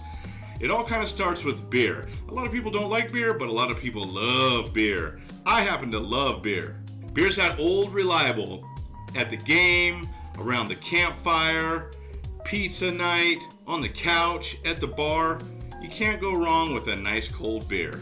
I'm maybe dating myself a little bit here, but beer has come a long way from tastes great, less filling, tastes great, less filling. We used to have the taste great, less filling argument because for so long, all of our beers were just American lagers, Bud, Coors, Anheuser, Miller, whatever, and they were all pretty much the same. Then something started to happen. People started to want to get into something different. This happened quite a long time ago. The wheels started turning for this. The first domino fell. Beer is one of the oldest drinks that were around. The Sumerians, although Sumerians, they could throw a good party. There's evidence of the first beer production by the Sumerians in 4000 BCE. Now again, for the longest time, we just had our domestic lagers, and everybody was fine with that. Your grandpop drank his Coors or his Bud, and he was all good. Well, in 1965, Fritz Maytag, yes, of that Maytag fame, of the appliance fame, Fritz Maytag, 1965, buys Anchor Steam Brewing in San Francisco, California, and he wants to come up with something, his own style, something a little different. This is the first beginnings of where the microbrewery and craft beer movement started. So you want to fast forward then into the 80s where we started to see the development of more microbreweries, and then into the 90s when the microbrewery scene just exploded. Portland, Oregon, up in Seattle, down in San Diego, California, all along the West Coast, these microbreweries became a thing. People wanted to go to the brewery itself. They wanted to try different beers, wheat beers. Pale ales started coming out. Sierra Nevada started in Chico, California in 1980, and they started with the infamous Sierra Nevada Pale Ale, the green label. This was really the OG of where our pale ales and our IPAs and some of the, again, the microbreweries and that craft brewing started out. Sierra Nevada Pale Ale, I'm lucky to say, is one of my favorite ones. They started a lot of stuff with that green label Pale Ale.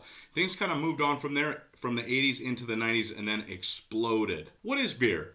In the broadest sense, beer is any alcoholic beverage fermented with grain. Most of the time, beer is fermented with barley. Barley, in the vast majority of beers, is the grain of choice. So really, beer is water, malt, hops, and yeast. The yeast, as we covered in episode 1, yeast the sugar, produces the alcohol. But beer really, as a base level, is really only a handful of ingredients. Now we've taken that and we're doing all kinds of experimental things with this. We have hazy IPAs. We have fruited sours. We have regular sours. We have beer with lactose in it. I can't do the lactose beers because I am lactose incarcerated. It holds my stomach in a prison.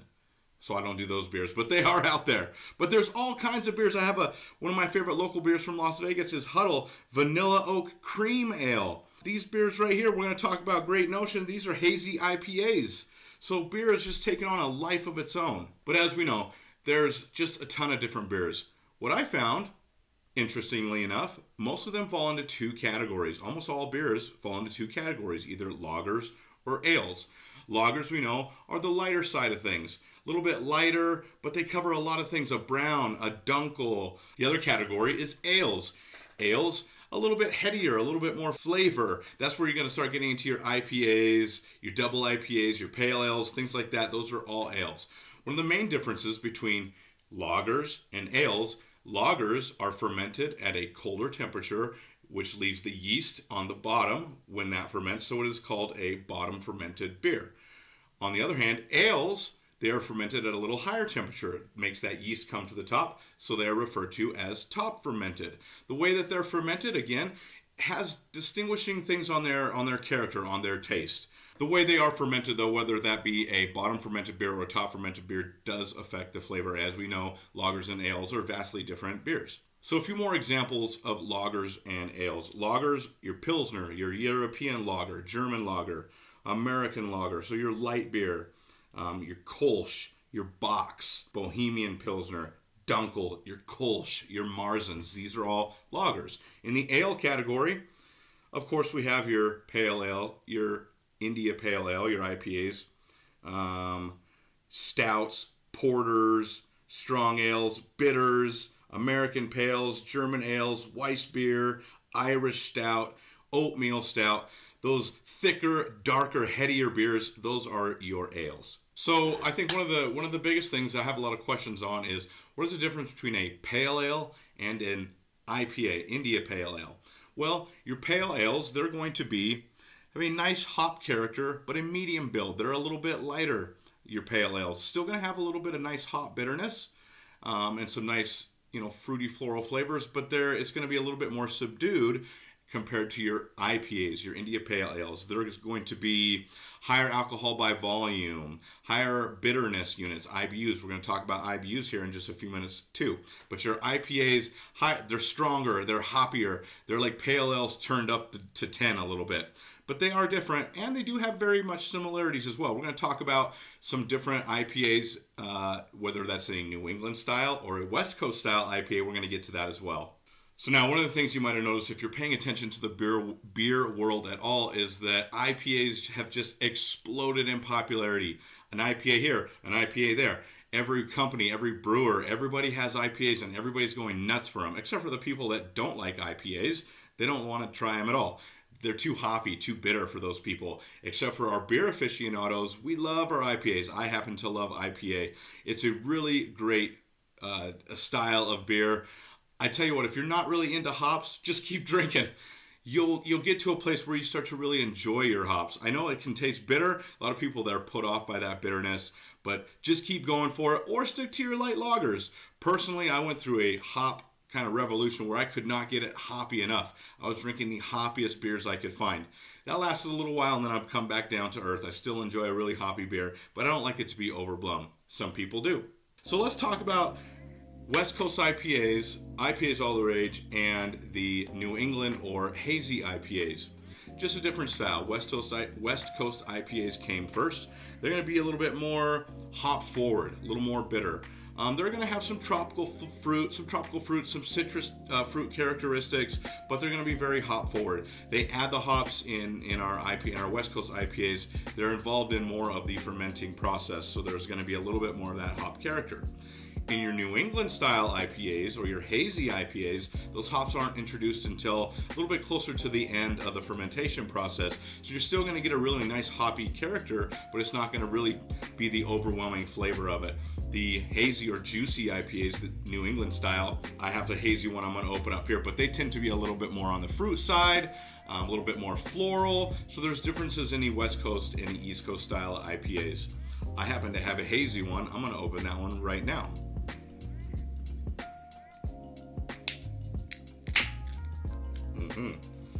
Got one of my favorite old school Sierra Nevada glasses. It's got the chip on there. This one's been around for a minute. One of my favorite glasses. Look at that.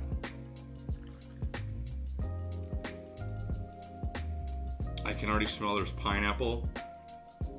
My friends, you should smell the head of your beer, smell the foam. This is like pineapple orange juice. Oh, that's so good. This is a Love and Ritual 7% alcohol by volume. It is a hazy IPA from Great Notion. I'm going to talk more about Great Notion in my Drink of the Week segment tonight. For the time being, Prost.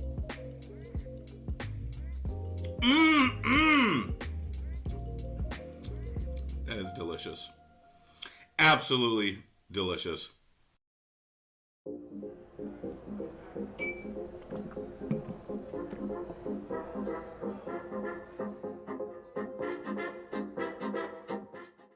All right, welcome back, my friends. Welcome to my segment, Binge Thinking.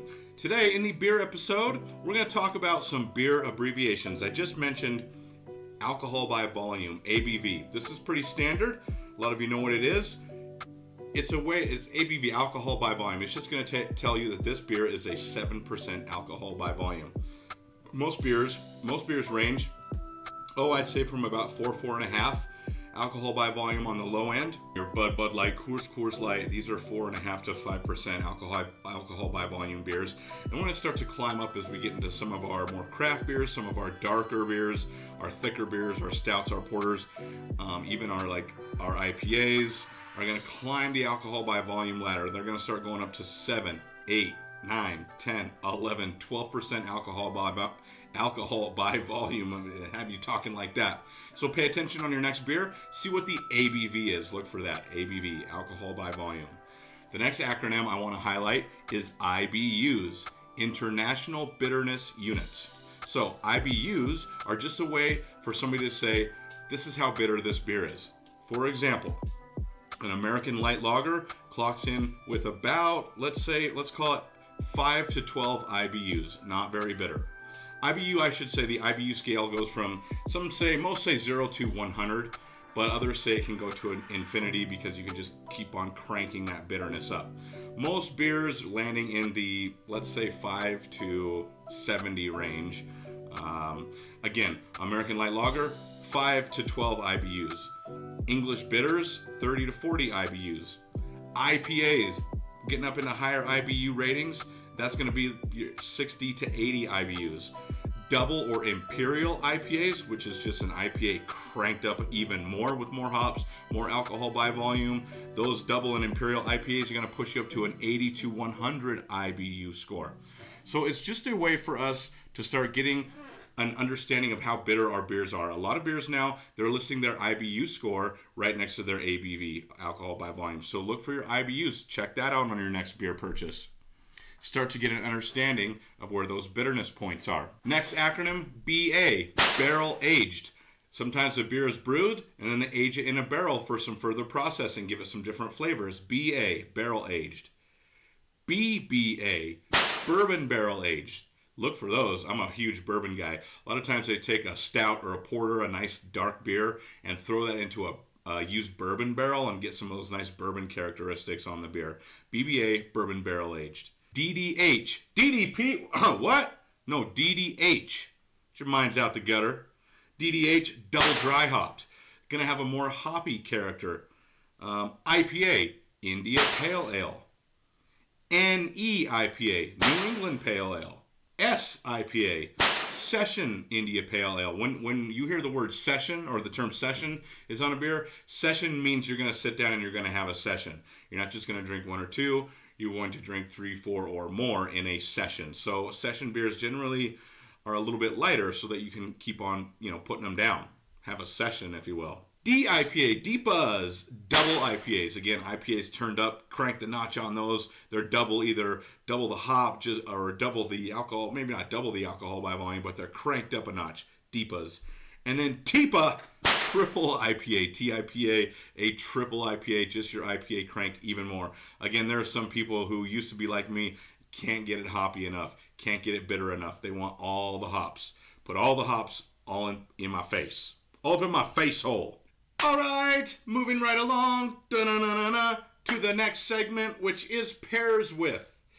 In the Thanksgiving episode, we talked about pairing your Thanksgiving dinner with your beer. And I'll tell you what, your beers, we're not going to go too far into this. We're going to talk more about pairing in the wine issue, but match the weight or the gravity of your beer to that of your meal.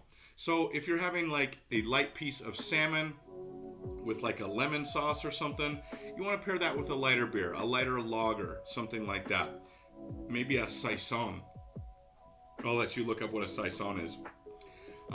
You want to pair your lighter food, suffice it to say, with your lighter beer, obviously, right?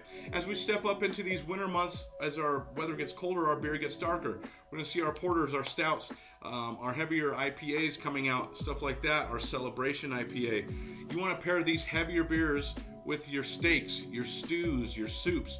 These things that are really hearty and heavy, they call for a darker, heavier beer. So pair your heavier beers with your heavier meals. Makes sense, right? I want to talk, though, just base level pairing. To me, when you talk about pairing beer with anything, it's pizza. Beer and pizza go together like beer and pizza. I mean, depending on what you're putting on your pizza, the more toppings, the heavier it is. You can go heavier in your beer, but I don't know anything that washes down a nice, cheesy, greasy, meaty piece of pizza than a beer. Man, they go hand in hand. Other traditional beer pairings that just cannot miss. Beer in the ballpark, beer in the backyard, in the barbecue. I mean, I'm telling you what, beer and hot dogs and hamburgers, salty potato chips, barbecue ribs and chicken, nuts, nachos, pretzels, bar pretzels. If it's salty and crunchy or is made on a barbecue or you can find it at a ballpark, you better bet your aching ass that a nice cold beer goes with it. So check that out. Those are some really good food pairings. I want to talk about a tech pairing though. Tech pairing, yes. Beer pairs incredibly well with an app called Untapped. Untapped is a way to track your beers as well as find them.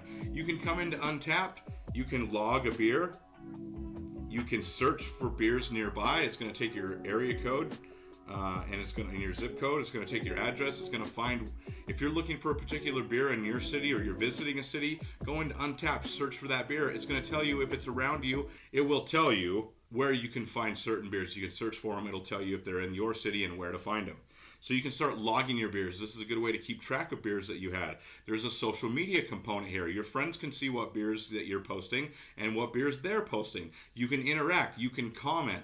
My friend, I think he's got like 1,200 plus beers that he's logged in his Untapped app that he's just keeping track. He's a huge beer guy up in Portland, Oregon, so he's just keeping track of all his beers. What a reference point to go back, check them out, see if you rated them, see what you thought about them, if you wanted to buy it again, see what your friends are saying about them. Also, this app is just telling me nearby local badges, nearby local stores.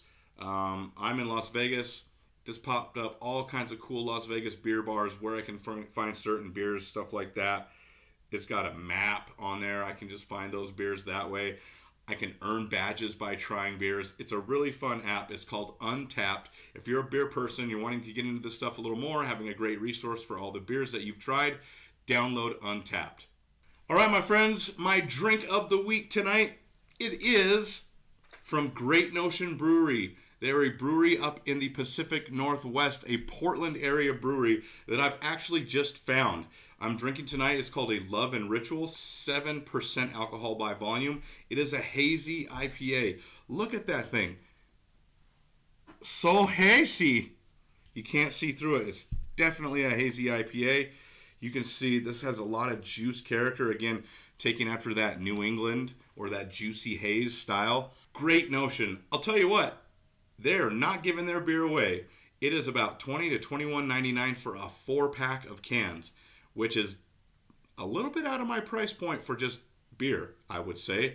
However, I've now had the Great Notion Love and Ritual and the Great Notion Juice Invader, which is this one down here, and they are blowing my mind. These are some of the best beers I've tasted in like a while. The only thing that comes close recently is a beer from Fremont out of Seattle. The Fremont stuff just hitting the shelves here in Las Vegas. That stuff amazing too. A little bit lower on the price point for that Fremont stuff. But I just love the look of these Great Notion cans. I follow them on social media. They have a great social media presence. They have some really cool can designs and some really cool stuff like that. So if you can find Great Notion Brewing in your part of the world, I highly recommend them. Right now, Great Notion can be found. There are 3 Portland breweries, one in Alberta, one in the Northwest, and one off of Division, and one in Beaverton as well. So I guess there's 4 in the Portland, Oregon area. 2 Seattle, Washington Great Notion breweries, one in Georgetown and one on Ballard. There's a fulfillment station in Sacramento, California, and there is a new Great Notion brewery coming to Berkeley, California. That one's coming soon. So this stuff, I'm able to find it in Las Vegas.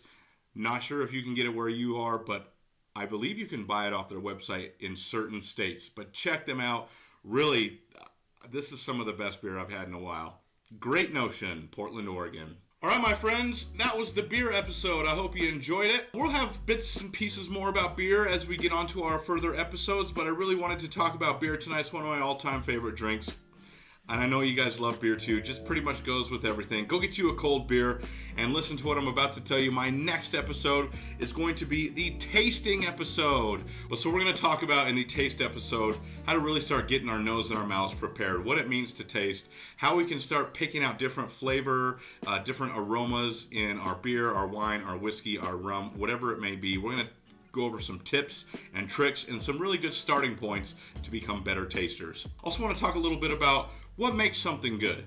Well, here's a little pro tip. It's subjective. What's good for me may not be good for somebody else. But there are some telltale things in our beverages that we can start to pick apart to say this is a more quality, this is a more well-produced beverage. However, we're going to start to look at how to train ourselves to pick out consistency and quality in some of our favorite beverages, and we're going to learn how to become better tasters in the taste episode. That's next week. We'll see you guys next week on Boozin' on a Budget on Titan TV. Have a good night, guys.